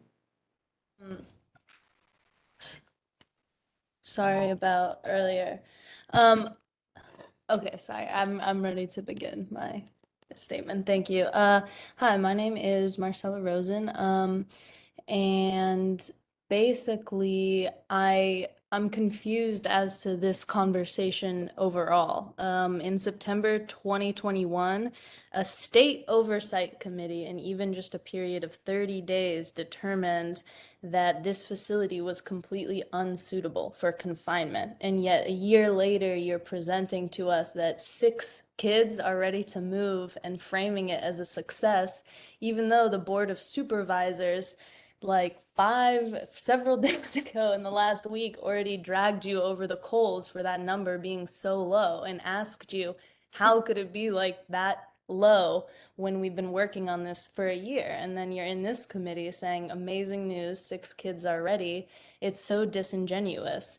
And it's not just this one facility. This is a broader problem with probation. The first agenda item was to discuss sexual assault that had happened over a period of 20 years underneath the Probation Oversight Commission, underneath probation, that was never addressed until now. And the next agenda item is to take appropriate actions to inspect another facility. And so it's like even the facilities that the state says are completely unacceptable cannot get closed. You can't even properly investigate all these other ones. I feel like very frustrated with this committee. I feel frustrated that this is even an agenda item after an entire year. And I hope that as a county and as a committee, we can look forward to new ways to improve youth's lives without locking them in children prisons. Thank you. I yield. Thank you very much for your comments. Next up, we have Thomas.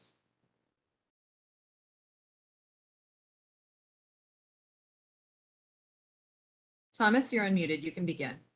Okay. First of all, I just want to say I do believe that the 6 kids transferring over to Kilpatrick is a success. We have to remember that YA and probation, it's been running the program for years, 60, 70, 80 years, the same way. We can't just come in and say in a year we're going to change 80 years worth of work. These kids that are coming in from YA, and we just had one come to our camp, and his mind frame was so much different than the other kids that were there. So much different. I know a lot of people on here that says just move everybody over, don't really experience or know what I'm talking about, but actually experiencing one of these YA kids coming to us, mind frame was so much different. These kids already been through our camps. They already been through our halls. We can't come with them with the same programs or same anything that we would go with the kids in Camp Alpha Ball, the kids at Camp Rocky, the kids who are just going through our programs. These kids have already been through it. They've been somewhat in the adult level already. We got to come up with new programs. We got to come up with better ways to really help these kids, these young adults. I'm sorry, because they're going to be in their 20s.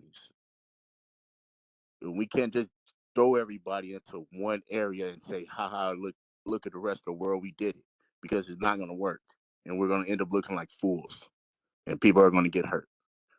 So with the 6 kids coming over, I think that is a success because now we have something to work with. We can see what's going to work. We can see what's not going to work, and we'll be able to help more people because of this. Thank you.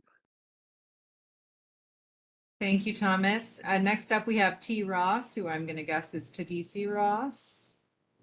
Tadisi, we're going to unmute you, and you can begin. How's the commission doing? You guys are phenomenal. Thank you for taking time out. My name is Tadis Ross. I'm a continuation school teacher. And I just want to let you guys know that we do need to partner with credible CBOs who also employ credible messengers, not only to get the message received to the intended recipients, but also to act as another set of eyes to provoke and propel transparency from standalone communities situation, because probation, it's hard for government to police government. That's just the truth. And I deal with tons of kids that come through my school district that credible messengers have helped change their lives. So I definitely applaud the people who go to work every day. But on the same token, like we had sexual assault for these young girls. Who were the people who were overseeing the girls? There.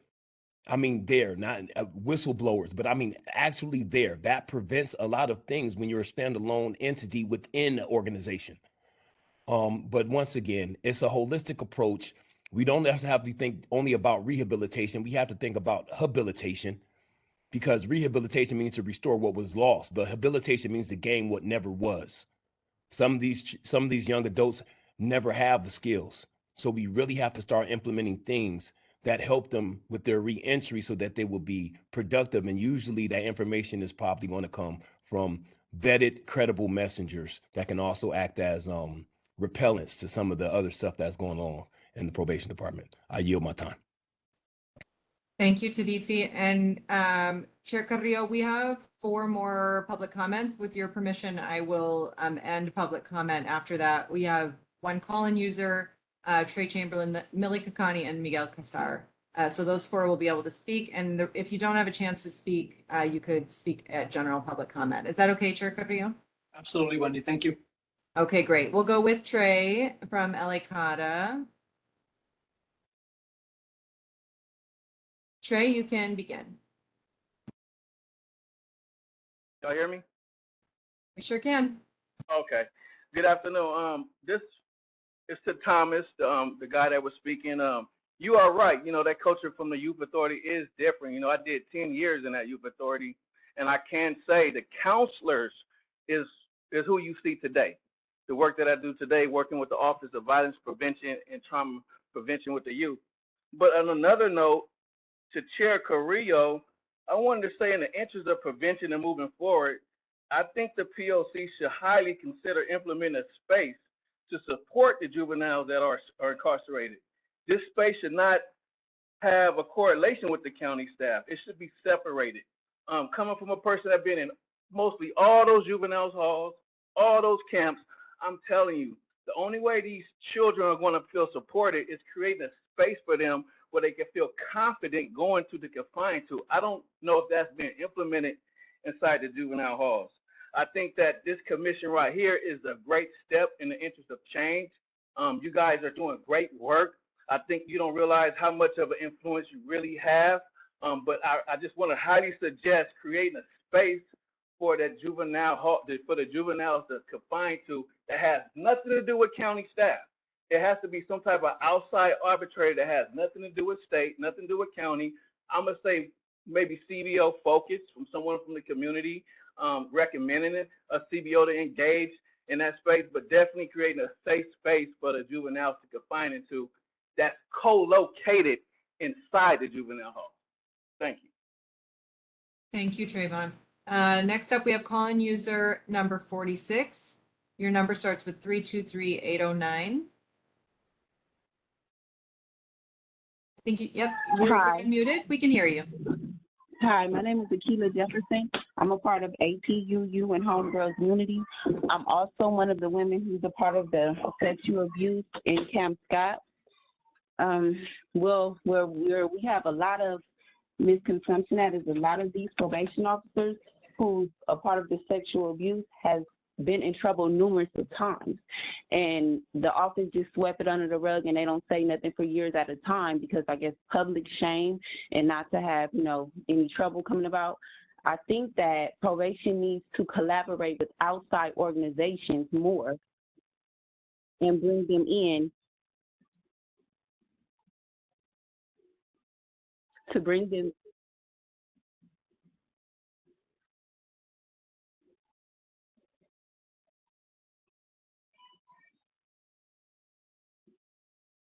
Did we lose you?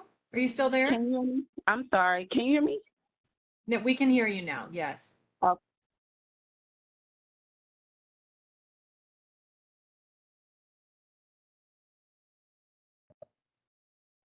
unmuted. You're Hello? unmuted. Yes. Okay. I think that we need to have more organizations from the outside coming in, because I've been there, and it's no one better to come in and work for who's been there. You get a lot of probation officers who just go off textbook and they look at us as, oh, a statistic or we're a project, and that's not what we are. I was locked up 3 times in Camp Scott, and it was basically because maybe we were in poverty. I stole some clothes, and I went for 6 months at a time. I was raised by my grandmother. I became prey because I didn't get many visits or I couldn't have the things that I needed in there. You don't have nobody overseeing the probation officers because you're going to have, anywhere you have kids, you're going to have pedophiles. But who's going to watch over them? Like the one guy said about whistleblowers, in the system, they don't like whistleblowers. So everybody don't like to tell on somebody because that might be your supervisor, later on when you want to become a DPO2 or come to the field. So I think they need more people from the streets who's been there working inside the facilities. Implement more counseling, listen to the children because we didn't just come forward. We came forward years ago. Your time is up, I'm but sorry. could I please ask you before you hang up, could you repeat the name of your organization and name? I heard you say it at the beginning and I didn't get it written down. APUU and Homegirls Unity out of Los Angeles, California. Great. Okay, I have a request from one of the commissioners to please reach out to you. If you could, I realize you're calling in on the phone, but if you could contact us through our website, which is poc.lacounty.gov. I actually welcome everyone to do that. You can find a way to contact us there. We'd like to connect with you. Okay, thank you. Thank you. Next up, we have Millie Kakani.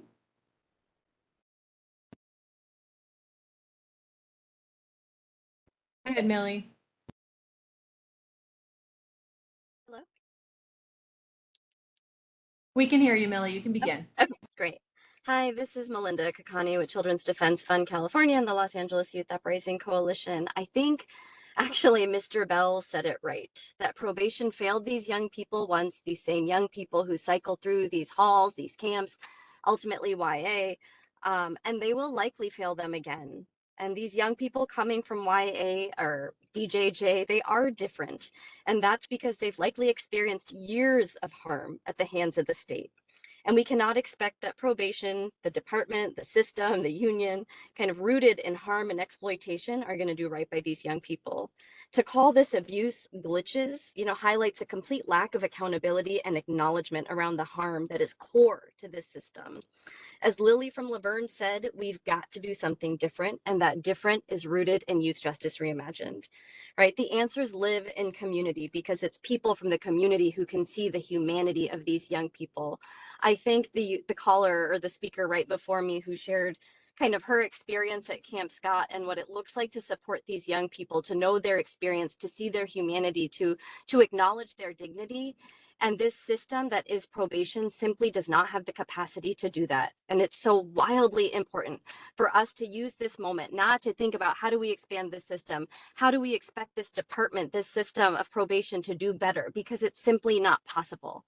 The time is to really consider, how do we allow more folks from the community to come in and support the healing of these young people that is simply not a part of probation's model. The time right now is to figure out, how do we shift power? How do we ensure that it is not simply probation who oversees probation in these camps and halls? And I appreciate the work of this Oversight Commission to try to create some accountability and transparency, but I recognize how hard that is as you are not in the halls day in, day out. But community-based organizations can be. It can create transparency, it can create accountability, and it can lead to young people leaving these facilities sooner so that they're not cycling from halls to camps to Thank you, Millie. DJJ. That's your time. We're going to go next to Miguel Casar. And that'll be our last public comment.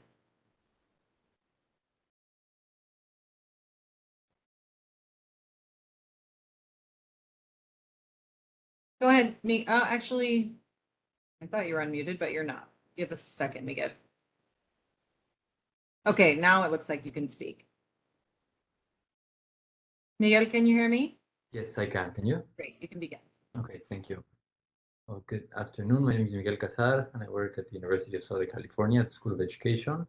I want to first and foremost echo what has been said by young people. I don't know how we think or feel that it is okay to continue to disregard their voices and their testimony, as we are having the same conversation a year after. And we continue to hold everyone accountable, quote unquote, especially when it has to do with punishing young people, except the very institution who at the least has abdicated on the responsibility and continues to trample upon the rights of young people. We are facing a clear power play by probation's union, who are seeking to capitalize on a crisis that they've manufactured. And just like any other institution that has become too big and accrued too much political power, we are now faced with them exercising that power towards self-preservation at the expense of young people. And now we are supposed to fold and to begin proposing solutions that are deemed to do nothing but to create more harm. I want to make it clear, this is not about bad people or good people or assuming bad intentions. It's about moving towards sound public policies and institutions that we know are going to move towards what we are in theory pursuing as a county. These decisions are all connected to questions for which there's a lot of evidence, there's research, there's testimony, there's schools of education, criminology, sociology, and so on that are studying these questions and are producing lots of solutions, real solutions, and all of it is being disregarded. I ask this commission to please move with urgency. Let's stop having these circular conversations and do what needs to be done. Kilpatrick is not a step down. And the last thing that we need to be talking about is whether youth are ready. We need to be talking about what's best for youth. and addressing that question with responsibility, owning up to the responsibility that we continue to abdicate on. Let's move towards incarceration, diversion, development, and recognize how absurd it is that we find ourselves talking about moving youth to the very facilities that need to be closed. Thank you.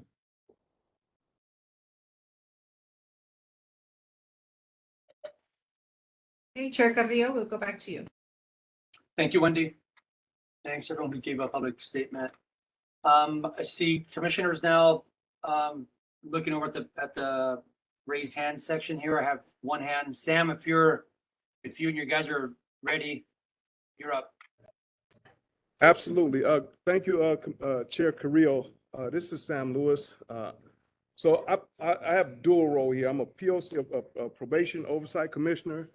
I'm also the Executive Director of ARC. And behind me, if you look behind me, these are all formerly incarcerated people. These are our mentors that go into the facilities. These are our mentors that, here's Ezekiel, who was in juvenile hall. Here's Barton, who was in juvenile hall. Where you at, Sean? Here's Sean that was in DJJ and juvenile hall that we work with. And then all behind me are people that were sentenced when they were teenagers and did stretches in time, and we all go in. And so to the public, when we talk about community-based organizations that are literally going in, this is an office day, but on the weekends, that's where we're at. And we have wait a minute, where's my sister at? Come on up here. Yes, we do take care of it. This is one of our full-time staff of Central Juvenile Hall. Could you introduce her? My name is Jerry Myers.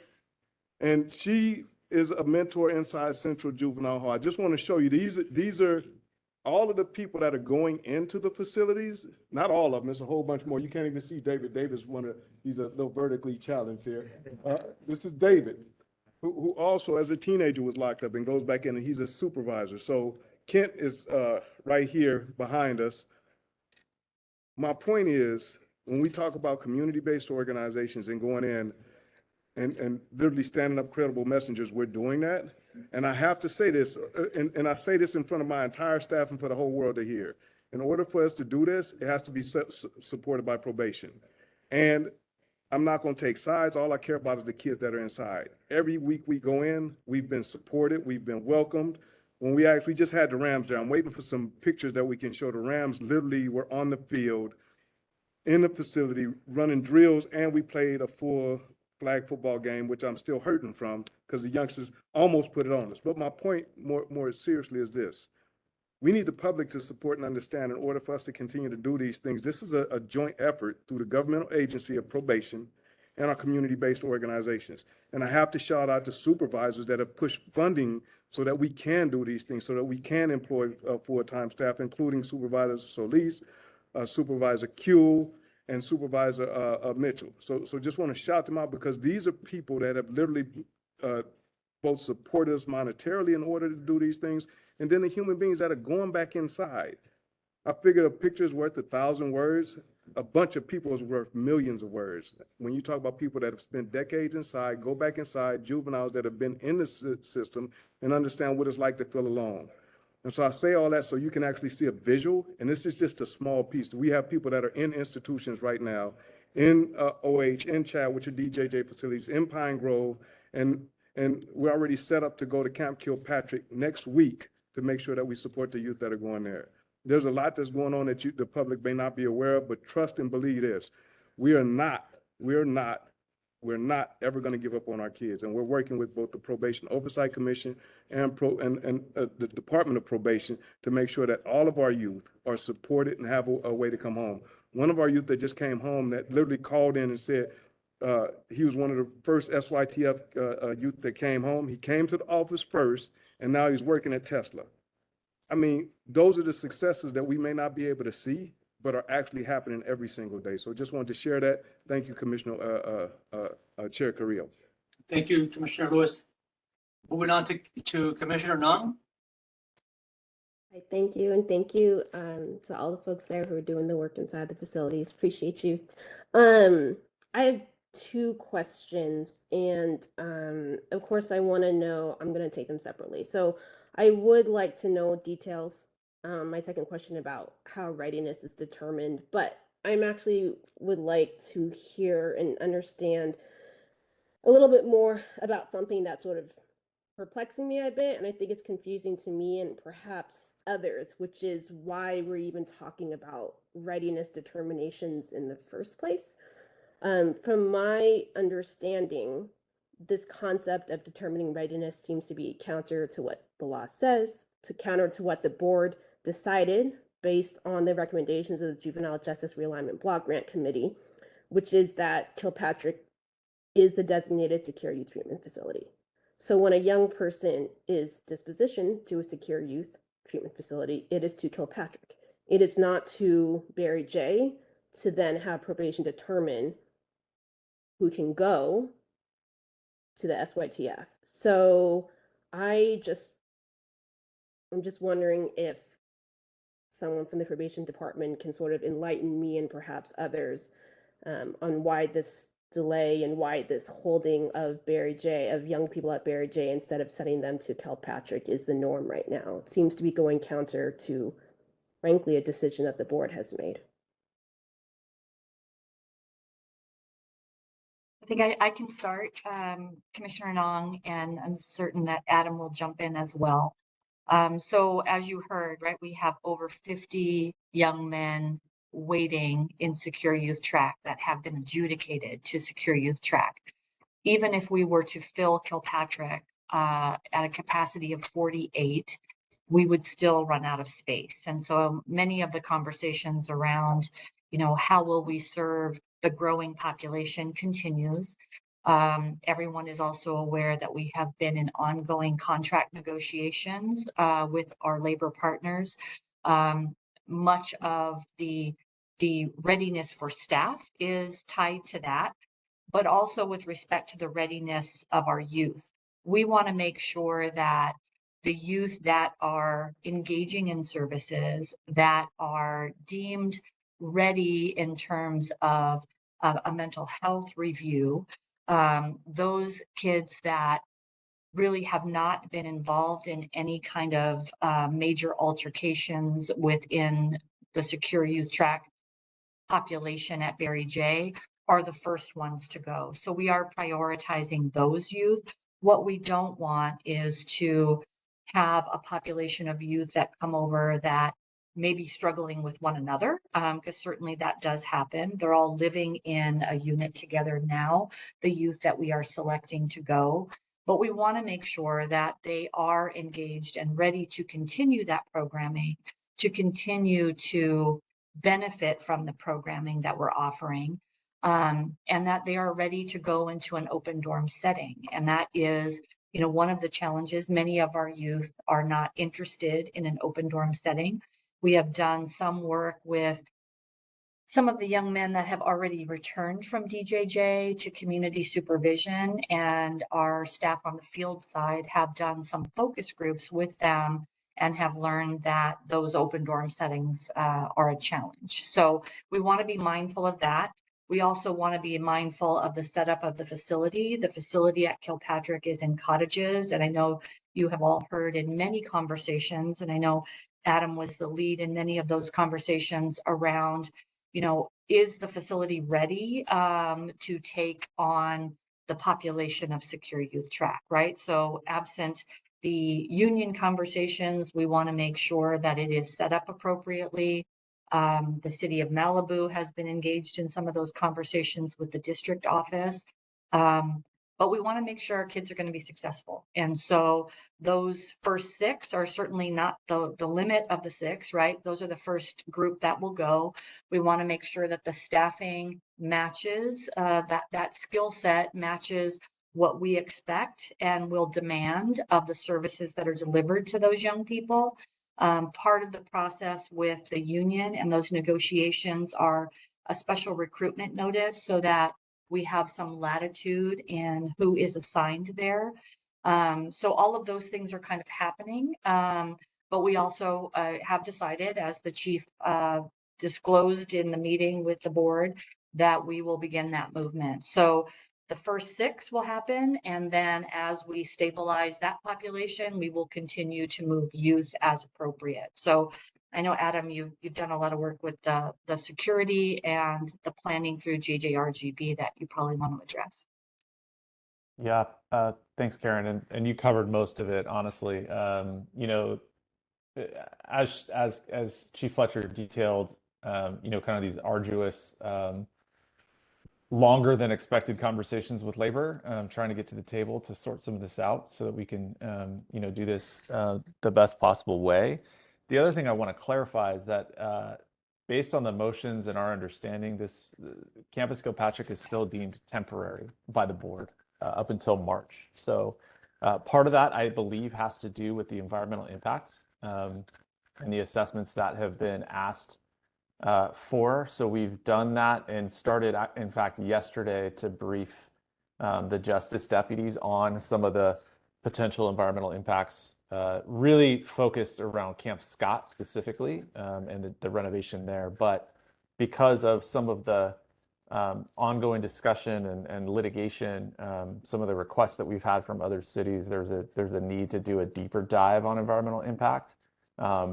And we can certainly, as we continue those conversations with the board offices, we can figure out a way to brief you all as well. But there is some confidentiality attached to that. And so, yeah, I mean, in terms of security enhancements and things like that, we've moved forward with. I've shared this repeatedly. There's anti-climbing mesh and roller bars that have gone on to one cottage. We're waiting to implement those things at other cottages and running into some supply chain issues as well. Other than that, I think Chief Fletcher mostly covered. I think Commissioner Nong. If not, I mean, we can obviously here to answer further questions as they come up. Okay, thank you for that. I'm gonna have to take some time, and I'm sure other commissioners have responses. But just to clarify, did you say that your understanding is that the board has made Kilpatrick still a temporary security treatment facility until March 23? Is that what you said, or were you saying that Scott is temporary? No, I mean, the sort of the initial motion going back last year was to declare Campus Kilpatrick as temporary. That has not changed. So in other words, part of the, and again, that would be a discretionary action by the board. Part of that is trying to navigate through not only conversations with labor, but also conversations around environmental impact, and to come to present to the board, which we're still doing, because obviously, as folks understand, feasibility around Camp Scott and some of the other locations has been slower than we would like. The only permanent site that's been identified is Dorothy Kirby Center for Young Women. Okay. Thank you. Now, I will share. Sorry, Commissioner Nong. I will share that doesn't necessarily change much in terms of this discussion or where we're headed. In other words, I don't know. The initial move is to start with young people moving to Kilpatrick and then assess how that goes, and then take the next group and move into Kilpatrick. Right? That's really our plan over time. So the temporary permanent is. It's a distinction that we at Probation don't think. I don't know what I guess I'll say I don't know if there's like a time limit on it, right? Like I don't know what that necessarily means, other than I think the board is being careful, rightfully so, due to some of the environmental impact that may come up as a result of that, and then a permanent discretionary decision to make it permanent may trigger something other than what we're prepared to address at this time. So a long way of saying, sorry, and then I'll stop.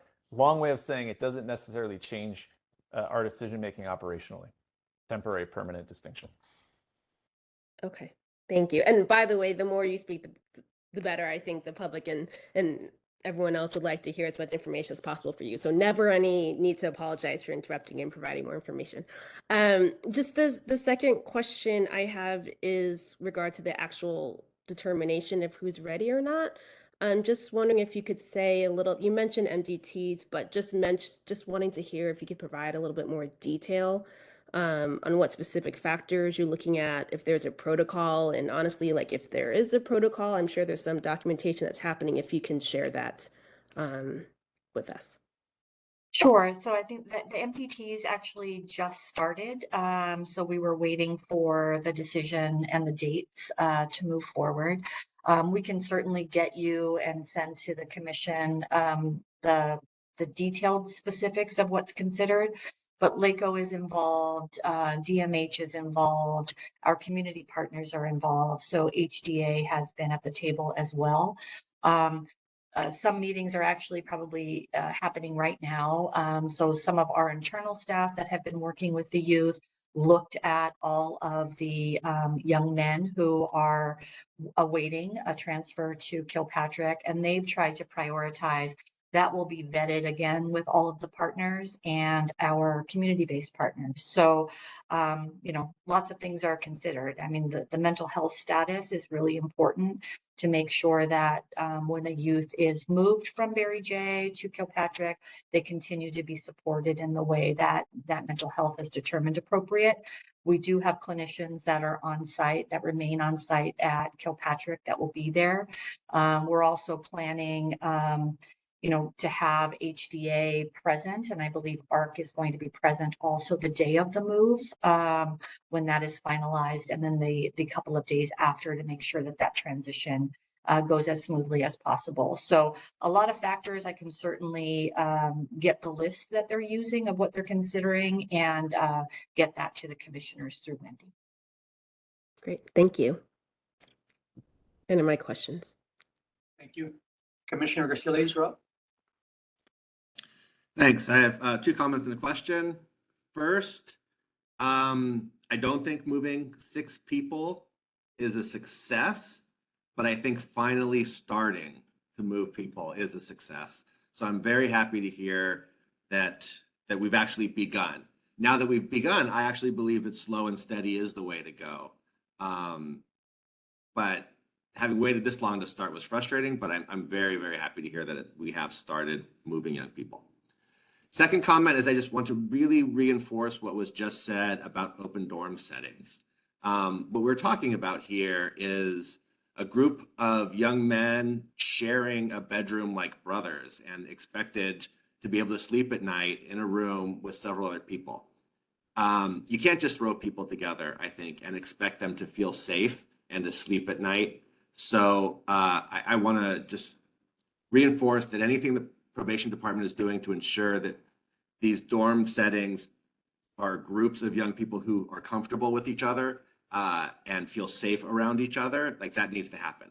And it means in my mind that actually this open dorm setting will never be appropriate for 100% of all SYTF track young people. Although I hope that, I would love to hear that they all want to be in a dorm, but I just don't expect that to ever happen. Third is my question. This is for either of the chiefs.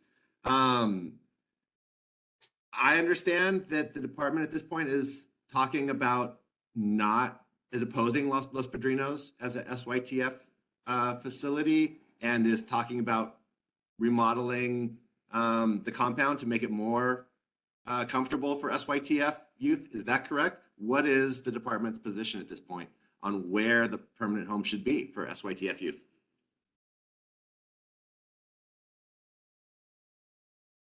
I think we'll probably tag team on that. So what we know is time is of the essence, right? We've talked about that multiple times. We have the young men, average age of 20, coming back to us. It looks as though approximately 80 of those young men will return. Others, the other 32 that are pending, have some kind of parole hearings between January 1st and June 30th of 2023. So if they are not paroled, some of that population would likely come back to us. I think what we're looking at is where do we best serve, right? So we have always had the plan to move forward with home-like, regardless of what population it is at Barry J. So that is continuing. Some of the work will start on September 19th. To do some of the painting. There's been furniture that's been ordered. So all of that home-like is going to happen regardless of the population. One of the concerns that has been raised about the idea of Los Padrinos, for example, being a secure youth track facility is very much the lack of program space, right? I think what we're trying to determine is what is the best way to lay out facilities, knowing that with Camp Scott a ways out and with the capacity at Kilpatrick at 48, what are we going to do, right? How are we going to take on the other population from DJJ that we weren't expecting 2 years ago when this conversation began? How are we going to best serve those individuals, because they deserve a continuum of service just like anyone else. And so I think the idea of creating an environment where we can serve the DJJ population, we can incorporate the secure youth track population, and use, as we serve those individuals, other opportunities to move out to a camp, for example, like Kilpatrick, as one of the phases of secure youth track, is something that we're trying to work through. You know, we have been, and we said on this call, right? It's been months and months and months, and no final decision has been made. So the 6 moving to Kilpatrick is success in that respect, right? Because we are starting, as you said, but we have so much more work to do. And I think now we're in a situation where we are faced with all of these numbers and the growing population of secure youth track. What makes the most sense? And so we are trying to consider all the options at this point. I think too, and thank you for that, Karen. And I think to Commissioner Garcia-Lays, one of the things that we're trying to work through, and you know, the last year of this has been really difficult in a lot of different ways. You know, proposing different things to the board offices, proposing different things to community members, and a lot of the move around of you know, where are we going, or how upset are folks, you know, that we're considering one place over another, feasibility studies and the like. So feasibility of Los Padrinos to determine whether or not it's ready, doing environmental impact to open it as a new site for SYTF is likely to take about 3 months, maybe 4. So we work through our county processes for that. Community engagement around this, and the Probation Oversight Commission has been so helpful in the past as we've done this to create space to do that. You know, we don't know what sort of challenges will come if we try to move SYTF to Los Padrinos. And so we're trying to be, you know, again, because of the lack of decisions and things like that, you know, we've tried to be as creative as possible as we do this. I think you know, I want to say this, and many of you have heard this from us before, you know, Barry J gets so much vitriol, I think is a word that's used, right?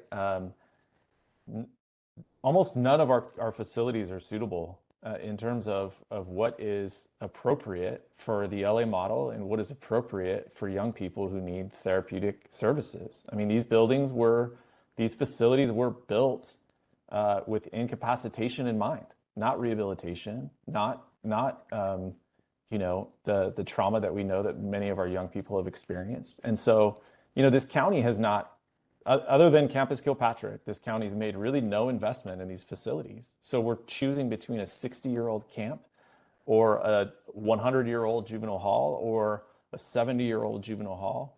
We firmly are on track to be creating a plan around all of the space that we have available, not to expand our footprint by any stretch, but to take the space that we have and create more therapeutic and home-like environments. And so that is the plan, regardless of population. That is the plan moving forward. You know, we know it's going to take time. We know it's going to take commitment. It's just something that we need to do better for our young people. And so, you know, these are all the things that we're weighing in these decisions. And unfortunately, it's September 2022. DJJ closes in less than 9 months, and we're going to start to get these young people back sooner than that. So, you know, time is certainly of the essence, and we do believe that reopening Los Padrinos as a juvenile hall is the best option at this point. Okay, so I think I actually heard you say the only reason I heard against Los Padrinos is there's not enough room for programming. Is that right, Chief Fletcher? Or was that, did you forget the other reasons why you're opposed to Los Padrinos? Yeah, there's what we would like to do. So the programming space in those older dorms or buildings are very limited. We've done walkthroughs. It's a really old facility. What we would like to do is to create a better environment at Barry J, right? Because Los Padrinos has an ugly history as well, right? I mean, that's documented. So if we can create something that makes more sense so that we can serve young people in a way that is appropriate and effective, we can do that at Barry J. Many So I'm gonna stop you right there. I'm gonna stop you right there. I understand that you think you can. No one else does. No one really believes that you can start something new at the compound that is going to be significantly different than what has come before.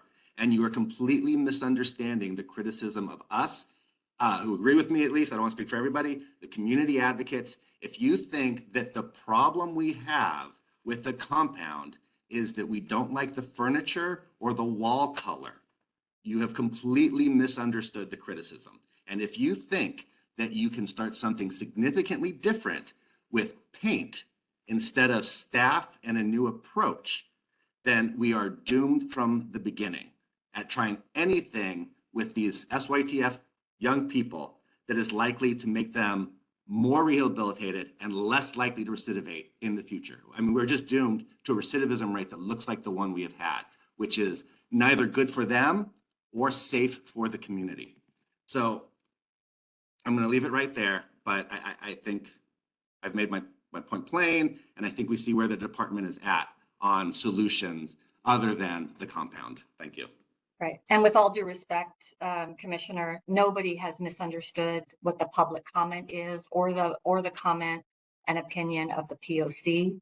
We are looking for Your alternatives responses to show be a able- complete misunderstanding or that you do not care what it is that we were actually trying to tell you.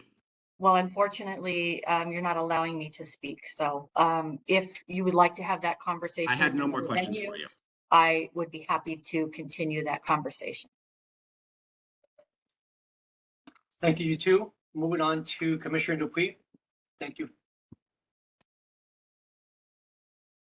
Hi, yes, I'm actually at this point, like, I'm not sure about these questions even, but I heard some description of the reason that it's 6, and I just wanted to get clarification on the movement of SYTF till Kilpatrick about the number 6. I heard the public comment. I agreed with much of their sentiment about this number. Was it a result of like capacity, like matching staff with space with that? I'm confused as to how we landed on 6 as a number. If someone could speak to that. Sure. So there are 2 units within a cottage. And so what we wanted to do is to give the young people enough space. So it would be 3 on each side, so 3 in each unit, as opposed to filling the cottage to capacity. We wanted to give them the opportunity to get settled and to be able to have the appropriate staffing, which we have secured and are ready to move with. But then that gives us an opportunity to have that group stabilize. And then we will keep evaluating and keep moving kids in and expand to other cottages. I think as Adam explained, that one cottage is the one that is ready to go because it has completed the work with a anti-climbing mesh on the fencing and also the roller bars.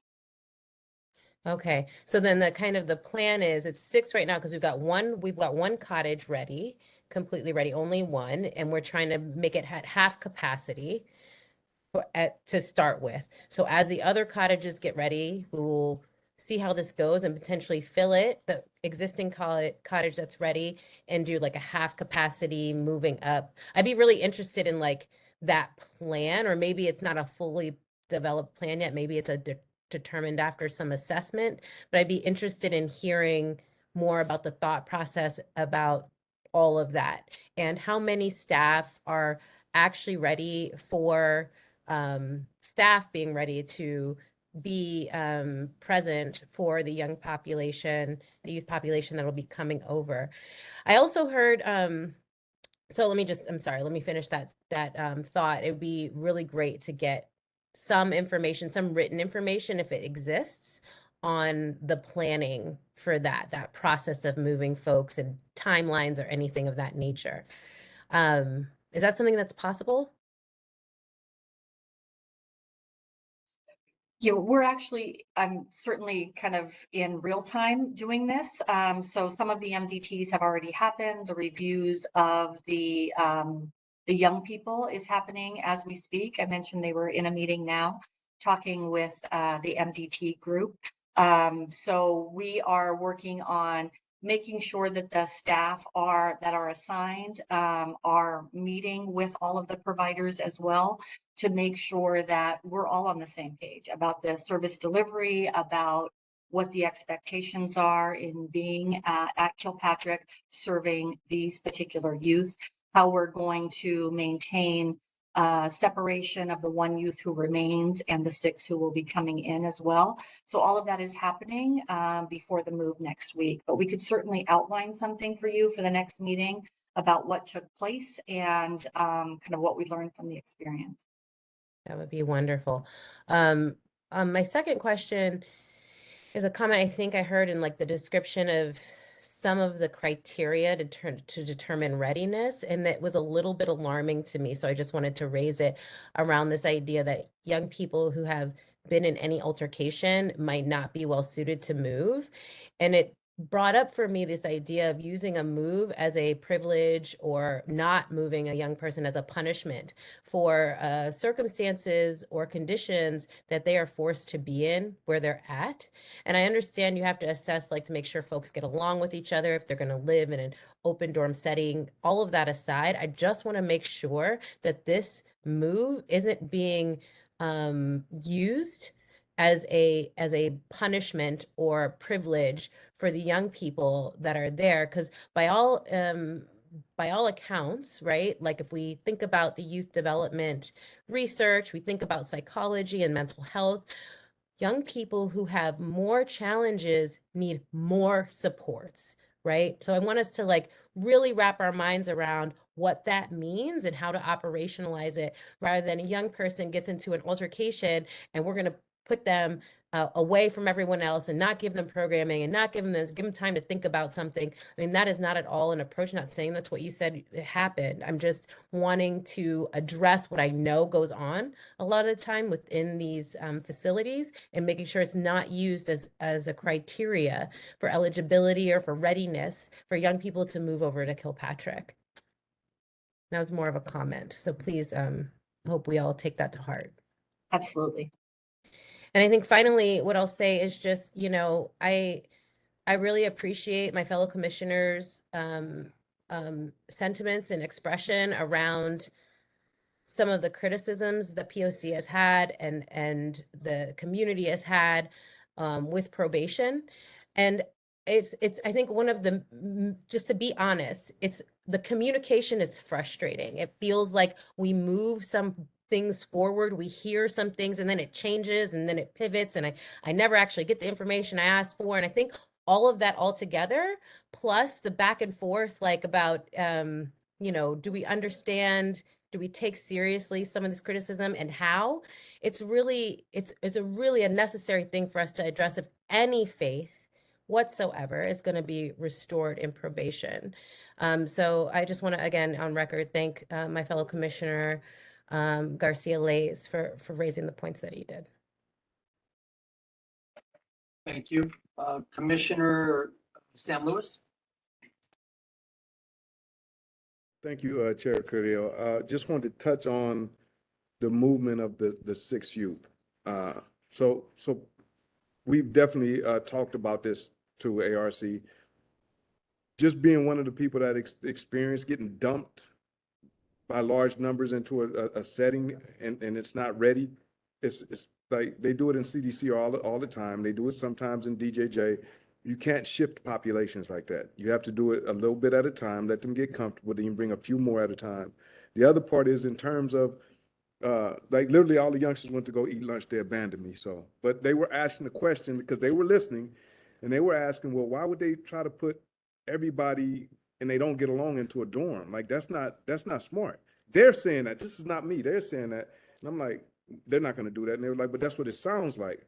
And so just for the public to understand, it is important for the kids that aren't fighting, that have walked away from fights, to be able to transition into a step down. At least that's how I define Kilpatrick as a step down. I see the other facilities as the SYTF when you initially start your time. And even when the young man, Sean, that was sitting here, he was like, do they understand what high core and low core is? A lot of people don't know what high core and low core is. Like literally we're in DJJ, there are high core and low core kids that are still trying to figure things out, have a lot of trauma that they're trying to figure out, have anger issues. But as they mature and they get the services that they need, then they begin to understand like there's a pathway for me. But to just dump everybody into a dorm setting, you're setting both the facility and the youth up for failure, period. You have to work with the youth that are ready to be able to sleep, like literally sleep next to each other and be able to get up in the middle of the night and know that because I used to be considered your enemy, and I'm saying, folks, you have kids that look at it that way. So if I decide to jump on you, who's going to stop me? And so when doing this, the six that have been selected to go, I would have picked those six too. I was like, oh, okay. So, you know, that these are kids that we see every week. And these are also the young people, when something happens, they decide not to participate when it's something negative, and they're positive influences. And so as they're doing this, this incentivizes other kids. We've been promising Campus Kilpatrick for a long time. And this is what the youngsters are saying, like, y'all been promising, we're not seeing nothing. Why should we believe you? Now, when they start seeing, oh, they are going, like even Raymond, who called in, like we were able to bring pictures in, they see like it matters that we're in college. It meant like they see these pieces of people that literally just left. And so I think it's important to understand the transition from a setting into an open dorm is more complex than we realize. And I speak from both the experience of living it and having to like have all out riots in the dorm because we shouldn't have all been put there. And I wasn't an innocent bystander in that. I was like, oh, my enemy's over there. I'm 22 and they stuck me in a dorm and I have access to this dude that I hate or that I thought I hated at the time. Same age group, same kids that are trying to figure life out. The other thing that I wanted to say too is also standing up and making sure that the program's there. Like we have, right now, as a matter of fact, we have QMDs for, I think it's 40 of us on this meeting for a couple of youth that we're doing with probation. And like everybody from probation, LACO, ARC, Healing Dialogues in Action, all on these QMDs that are coming up right now in these meetings to determine like, what are the next steps? How do we support this kid? What does this young person need? And so all of those things are happening in real time. For me, now that I've been going in for almost 10 years, I see some serious changes that are happening. Are they happening fast enough? No, I would like everything done like that. But I see some serious changes with the way that the facilities are working. And I'm happy to know that these first six are going. And I know behind them will come the rest of them, but we have to let them settle. Make sure we have programs stood up, make sure the staffing patterns are correct, and then bring the next group of kids. And then I'm hoping to see the same group that's at Cap Kilpatrick go to what I consider the next step towns, which will be in the community housing, transitional housing for young people that are ready to come home and not be in these facilities anymore. Thank you, Sam. So one of the things I would even suggest is like Ezekiel's a good a commissioner that'd like to be involved in this, and maybe some of these other kids that went through juvenile hall and DJJ to share their experiences, to be able to like really give light to understand what does it mean to get shifted from one program to another program. What does it mean when you go in and you're involved with gangs to consider that you might have enemies or people that you consider your enemies. Like what would I do if you put me in a dorm setting? Like, and these kids will have honest conversations with you about like what it meant to them when they were inside. I think it's important to hear their voices in that sense, to understand that Yeah, you could come and count. They're here, they're coming back now. Did y'all Sam, bring me something? Sam, let me, if you don't mind, Sam, I know you and I sit on a ad hoc committee on programs and institutional closure. Maybe we can have a meeting, a hearing, I should say, or some kind of gathering where we can hear these stories out. But I think right now with we've gone beyond our time. It's over 2:30 now, and we're gonna have to shuffle around the agenda. But if forgive me, good to see you, Commissioner. We can hold off on these personal stories about what it means to transition into a new space. And with that, I will close this topic with Commissioner Canales, and then we'll have to move on. Thank you. Thank you so much. Yes, I just wanted to bring us back to the original motion that I seconded, actually, that Commissioner Lewis put forth about utilizing Los Padrinos. And at the time, I remember I asked Chief Patino, I believe I had asked you, but would it be a lot of red tape where we come up and say, well, it could be years, and or do we think it's ready? And I did not realize, and I'm wondering if you knew, or Chief Fletcher, that Jóvenes is actually utilizing some of the space there, and that there's young women housed there, and the women that are there have had some trauma in their own lives. And I'm wondering if you knew this, and when you began the tours, did you communicate with Jóvenes and the actual young women that are housed there? Were they made aware that there was just going to be groups of probation and groups of people going in and looking at the space and looking at them and questioning them even? So yes, we were aware that they were there. We've known about that for some time, which originally, if you recall, that was part of the reason that it really was not considered in the early days by the subcommittee. So part of the conversation was that there was a program there. What we were not aware of is how much of the facility they were going to be using. And so we've had probation staff there all along. We have staff who use some of the office space and the administrative portion, totally a separate and apart. The space that Jóvenes uses is very, very kind of minimal.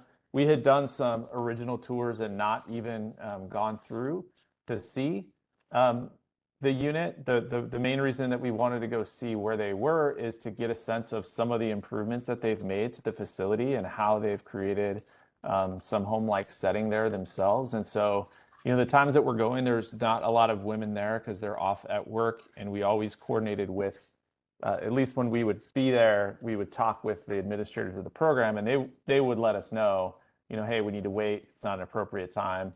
So they welcomed us in to come and see the facility.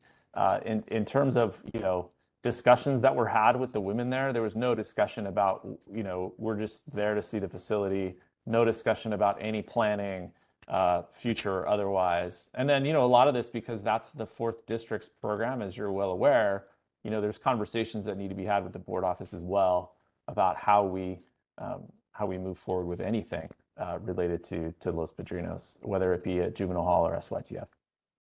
I hope that answers your question. So there is communication with the Jóvenes director and everything like that too. They're not Yes, just absolutely. Thank you. Okay, thanks everyone for this great dialogue on this topic here. Just for those keeping track of the agenda items here, we're going to table item number 5. I want to apologize to you, Dr. Reynoso. I know you're ready to give a report on the inspection, but we'll circle back and get this back on the agenda. Chair Carrillo, Frankie, Alex actually lost power at her house and she's on the phone, but I believe I think I remember from the last time we did this, we have to vote to table the motion, to table the agenda item. My apologies. Absolutely. Okay. So, commissioners, I guess there's a motion, a motion to table this agenda item until, I suppose, maybe the next or the following meeting. It is really strictly due to time.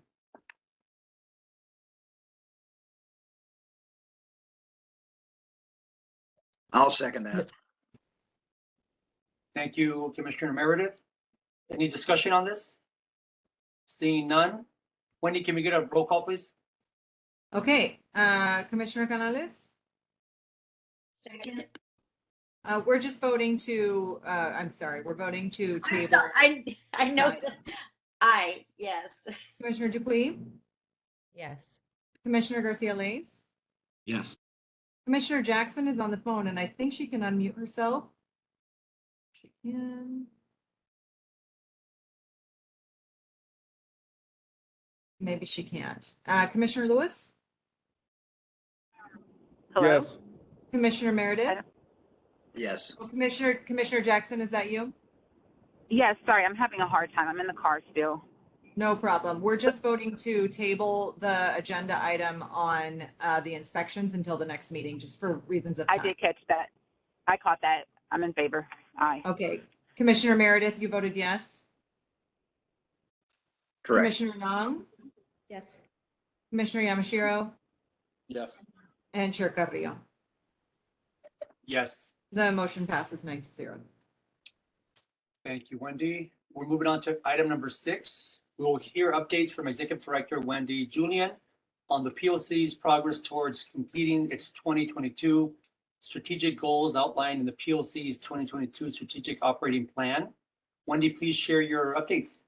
I will share. I'm actually going to make the report very short. I'm happy to report that the Strategic Planning Committee met this week. I found it to be a very effective meeting in which we went over the list of the strategic operating goals. I want to say a special thank you to Jennifer Ochoa Garcia on our team, who has been doing an incredible job of keeping track of our progress on our specific goals, but also on our progress on the 93 PRIT reform goals.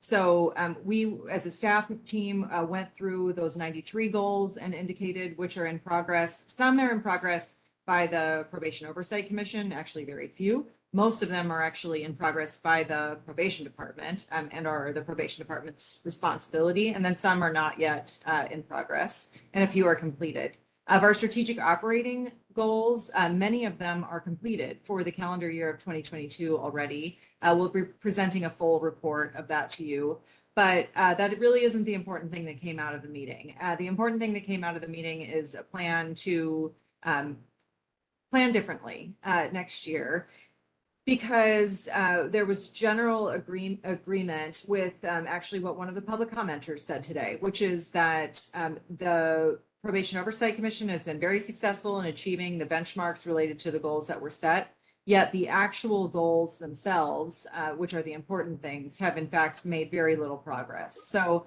a really perfect example of that is the phasing out of OC spray. So there's been lots of progress by the department, by the POC on training folks, on developing a phase out plan, on actually doing a lot of the things that are within the control of leadership and control of the POC, but the actual use of OC spray during parts of the year saw a pretty significant increase and hasn't shown the decrease that we were looking for. So the motivation of the committee was to relook at how we're framing these goals and frame the goals around actual reform priorities and seeing real improvement in the contracting with community-based organizations, looking at actual numbers and dollars, and the number of people incarcerated, young people incarcerated, and adults and youth on field supervision, and looking at the actual concrete impact of the department on folks in the community. So, and then also there are a number of goals related to training and personnel management that are associated with promotions and hiring practices and discipline practices that we need to pay more attention to. So I definitely echo the sentiment that Commissioner Garcia Lays said about being pleased about the start of, for example, the movement of the 6 youth from Barry J to Kilpatrick. That's certainly why I chose the words I did about framing it as good news. It is certainly good news, especially for those 6 young men. And it is good news to see the department actually take action. And what the callers said was correct, that that number is too small and we need to see overall reductions in the total population and increases in the population that are moved to Kilpatrick and in more therapeutic settings. So with that, I will leave the comments. We'll go to public comment, and I'll just say that we will be reporting back to you soon with an official report on our completion of goals and our plan for the 2023 calendar year. Thank you, Wendy. And if we don't mind, moving right into public comments. Sure. If we have I any. actually, okay, I do see one hand raised, so please raise your hand or dial *3 if you're on the phone. We'll do 2 minutes for public comment, and we'll start with Sabra. Sabra? Unmute you, you can begin. All the commissioners. My name is Sabra Williams. I'm co-founder of Creative Acts, a social justice arts organisation. Been working in prisons and juvie for about 18 years. I wish it was no longer needed. I just want to make a proposal, an urgent proposal for consideration. If we again invest multiple millions of dollars in updating youth prisons to the LA model, please can we consider creating legislation or advocating for legislation that mandates the same amount to be invested in the communities most impacted by incarceration? When I hear kids, particularly at Kilpatrick, tell me that they'd rather be there than at home because it's beautiful, has state-of-the-art facilities, resources, and programs, and they go back to poverty, the worst schools, and no resources, it makes me feel physically sick. Please, let's stop doing it. We have plenty of money in LA County. If we invest $56 million in making a prison better, let's invest $56 million in making their communities better. Thank you. Thank you very much for joining us and your comment. That's all. Oh, I'm sorry. I think Trey from LA Cotta. Trey, we're going to unmute you. And you can begin. Can y'all hear me? Yes.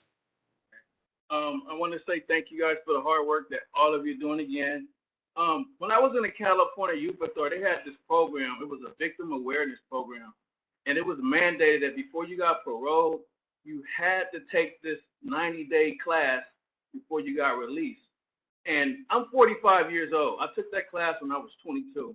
And till this day, I have not committed a violent crime because of that class. My question is, are we, in the interest of moving forward, can we implement a program or a space that we can start educating these individuals that are getting out of the youth authority, going to the juvenile hall, and also some type of implementation of a sexual awareness education program, like a Me Too movement in there for the juveniles? I mean, I really want to express the fact to you guys, from being a person that's been in those juvenile halls, there is no outlet in there. It's just like being in jail. The DSLOs are equivalent to what a sheriff is in the county jail. There is no outlet. I really want you guys to really understand that. Creating a safe space and educating them on awareness prior to them coming home to be a real good implementation and focus. Thank you for your time. Thank you, Trey. And that's the end of public comment. Oh, nope, I lied. Sorry, my screen is a little different today. Gloria Gonzalez. Actually, Gloria, did you just put your hand down? We're going to take general public comment in just a minute. So if anyone else would like to give general public comment, we can, if you could hold on, that would be great. And we can move on. Chair Carrillo. Thank you, Wendy. Commissioners, any comments, questions? Vice Chair Jackson, your hand is up. If you want to jump in. I know you're on the phone. I saw her put her hand up when we were speaking. I'm not sure it was intentional, but I don't want to speak for you, Ashay. I'm going to assume she's not speaking, that it was for the previous comment. Okay, seeing no comments. Wendy, thank you again for all you do. Appreciate you. Moving on now to item number 7. We'll hear general updates on Probation Department Chief Deputy Adam Bettino. Adam, the floor is yours. Thank you, Chair Carrillo. And I don't know, I don't want to take too much time. I think many of the things that we discussed today are front and center. As folks are aware, we've been at the board 2 weeks in a row here. One of the things I do want to share just is around staffing and some of the efforts there. So as folks are aware, we've been struggling to maintain staffing numbers at our juvenile halls. Good news is that we have about between 130 and 140 people who are in the background process now. We're hoping to begin new training academies towards the end of this month or in October. Depends on how many folks make it through there. There's a couple more steps, but they're in the background process now, which is really good news. That helps us because we have continued to lose folks to resignation We've had some folks who are medically retiring because they're physically unable to do the job. And so, there's a whole lengthy process in order to determine whether or not they can take another position in the county or would opt to medically retire. So attrition rates continue to go up because, as folks are aware, we're in this hiring freeze. So we want to make sure that we're able to bring people in the front door. Taking a very close look at training, taking a very close look at what is actually offered to folks as they come in the door. There's kind of the state mandated things, but we've added some other things around de-escalation, specifically trauma-informed care, some things that we know are getting to a little bit more of what our kids are going through, and then what our staff need to really be successful as they build rapport with young people. The other component of that is looking at sort of enhancing the on-the-job training and coaching as folks get to the institutions. So looking to see who we can identify as mentors for those new staff. That's one of the things that I know we used to do fairly well, and we've gotten away from it, I think, in recent years. And so trying to get some better coaching and mentoring as folks get into the facilities so that they're not feeling like they're on their own, and then, to be blunt, maybe picking up some things, some habits from other staff that we don't want them to. So taking a look at that and really being as intentional as we can with giving folks the tools to be successful. And then on the back end, we're still working closely with Department of Human Resources to work through some of the disability management, some of the leave issues that we've had historically. So the chief and Lisa Garrett were with the board this week to discuss that in more detail, and taking a look at folks that maybe abusing leave, maybe abusing some of our time coding policies and disability management policies, and disciplining folks when we need to. So taking a close look at that from a performance management standpoint, and start to focus on folks who have not been doing what we would ask them to be doing. So that's kind of the larger update on staffing. It's still a work in progress. We're still hoping to get more folks in the door just to keep up with attrition. And when we discuss this, we always want to be really clear that this isn't to fill all of the vacant positions that we have. It's just really to keep up with attrition rates, so we have a steady flow of people coming in the door. The other benefit there is it does enhance morale because folks are feeling a little bit stuck. Our promotional process is that you start in juvenile hall, you work to camp, and then out to the field. And when we can't bring people in the front, it doesn't allow people to then leave and promote. And so we end up with people feeling a little bit stuck. So again, not to fill all the vacancies, just to keep that flow going so that we have some movement throughout the department and people can go and work in new assignments. So that's really the major update that I want to share. And I'll kick it over to Chief Fletcher. I don't know if there's anything else that you wanted to add. No, I don't think so. Thank you. Thank you, guys. Wendy, any public or written, any written or live public comments for this item? No public comment, no hands raised, no written public comment on this item. Commissioners, any comments, questions? I see Vice Chair Jackson. She actually can't put her hand down. I think if she needs to say something, I'll let you know. Perfect. Okay, seeing no discussion on this, moving on to item number 8. Is it 8? 1 second. Okay, item number 8. Are there any matters not posted on the agenda to discuss or to place on future meeting agendas for action? And this is to the commissioners and POC staff. Commissioner Yamashiro. Yep. Thank you. So I'm not sure if this requires a motion, but I think I know we're late, and I'll obviously I'll do my best to keep my comments brief. Commissioner Yamashiro, your volume is really low. I don't know if you can is that just me or is okay, maybe if you're closer. Let's try it again. Can you guys hear me okay? Much better. Okay. So, well, I know we're late, so I'll try to keep my comments as short as possible. But I think in light of a couple things, I'm reminded almost on a weekly basis, like the scale and the complexity of the problems that we face and the challenges we face in any kind of reform efforts that this body is attempting to make with the department. So I don't know if what I'm about to propose requires a motion, and if it does, maybe we could do that with a minimal amount of discussion, or we can put it over till the next time. But between item number 3, I'm reminded also of the fact that no question, it's great that there's progress, but the department was notified of the need to develop an SYTF secure track 2.5 years ago, and the governor intimated that even a year before that. So it's all great, but it's not all great.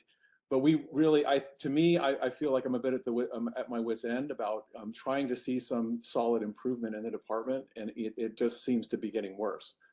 So one of the things I think would be helpful, and that we haven't received necessarily a briefing on, is the progress that the department has made vis-a-vis its settlement agreement with the Department of Justice in California. I know we received a report, which was kind of a summary from OIG, but I also found that to be, I kind of would like a little bit more detail, and to be able to dig down into some of their conclusions. And also I would really think it would be important to hear from the monitor. So I know that we've never formally asked any of those individuals or entities to participate in a future hearing, just to educate us about how things are going. And if they're not going the way that they should, or the way the agreement was contemplated, what are some of the potential remedies on the back end of that? So so that is the kind of, so what I'd like to do is, I guess I would like to agendize a portion of the hearing to include a progress report from the Department of Justice, the California Department of Justice, as well as the monitor and OIG as well, to get their interpretation. I know we received their report, but I don't know that we ever received a briefing from them after the report to kind of explain kind of how they came to their conclusions. So that's what I would propose. If that requires a vote, we should take it. If it does, and if we don't want to have discussion about it now, that's fine. We can put it off till next week. Or if it doesn't require a vote, then I would just ask that we do that.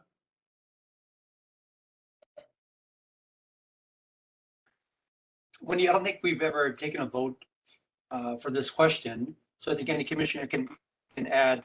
I mean, it's an open question for whatever we want on the agenda for maybe not the upcoming week, but maybe it's the following week. I guess 2 weeks from now. Alex has confirmed that we don't need to vote as long as there's general consensus to put this on the agenda. Perfect. Yeah, I think it's a great agenda item. I mean, obviously, right now it seems if that is that Commissioner Yamashiro, is that, I guess we have, Wendy, I mean, you'll be reaching out to these individual offices to make sure they can all be present. So if we can collaborate with all 3 of them, or if it's 4 at this point, and make sure everyone's available. I think it's more about their schedule, but yeah, I think it's a great idea. Okay, great. And if we could, I would make the request that the actual invitation be like a formal invitation rather than a casual one. I think because it would be important to get some response from whoever's not going to participate. So that would be my recommendation. Thank you. Thanks, guys. Anyone else? Dr. Reynoso, did you want to give an update on next Saturday? Yes, thank you, Wendy. So the Probation Oversight Commission, in conjunction with the Youth Commission and the Commission for Children and Families, are co-hosting a community youth engagement event at the Hall of Administration. There's a special focus to serve TAYS, transition age youth. During this event, it'll be a fun event too. There will be food trucks. There'll be our county partners tabling, including our own probation department, with resources in real time that will support young people. We have community-based organizations too that have committed to tabling and offering resources. There'll be other fun events like spoken word, a panel with one of our own here too, Commissioner Sam Lewis. The panel will be focusing on fostering resilience through mentorship. Our chair is also will also be attending, as well as our secretary, Canales. So we're very excited to offer this resource fair and, you know, in real time serve this population specific to TAYS that, you know, are going through a lot of transitions and need some real time support. So hope you all can make it. What we can have the flyer on our website. So visit that. Thank you. I think we can send it out to our listserv this week. So if you're on our listserv, the link is in the chat, and also we'll make sure to send out an email with the link so you can share it with young people that you work with, or if you are a young person, you can come yourself. Yes. Okay, thank you. Thank you so much for that update. Moving on to now item number 9 is an invitation for members of the public to address the commission on items not on the agenda. Wendy, do you mind facilitating this and also taking it down to 1 minute per participant? Okay, thank you. I think that we had 2 hands. I'm not sure if they're still here. I know that Kent Mendoza wanted to speak and we didn't get to him, but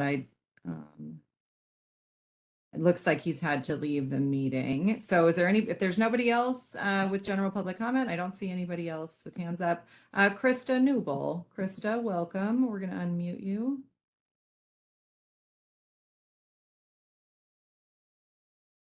And Krista, we're going to give you 1 minute. Jennifer, can you put that, or whoever's running the timer, Ismail, put the timer up? You can start speaking, Krista. Okay. I'm probably going to say something that's unfavorable, but I am just curious. In regards to CBOs, we hear a lot of CBOs come on and say, you know, we need to take over. Essentially, we need to do this, we need to do that. And my question is, who's going to monitor the CBOs, and how do CBOs get referrals? Because you hear a lot of CBOs saying they want to take it from probation. We could do it better. We can do this and we can do that. But my question to the CBOs are, what is their preventative measure that they do? Because we don't go out and recruit these kids. We don't go snatch them from the streets. They're brought to us for supervision, custody, and care until they go to the next level, whether that's going back home, whether that's going to a higher level of care, whether that's going to placement. They were in the community before they got to us. So my question is, what are the preventative measures that are taken by the CBOs when these kids are in the community prior to getting arrested, prior to being in trouble, prior to having all of these issues? What do they do? Do they go door to door? Are they in their communities walking around? Are they seeing these kids in the streets and pulling them to the side? What do they do? Thank you. Thank you, Krista. That's the end of our public comment. Chair Carrillo.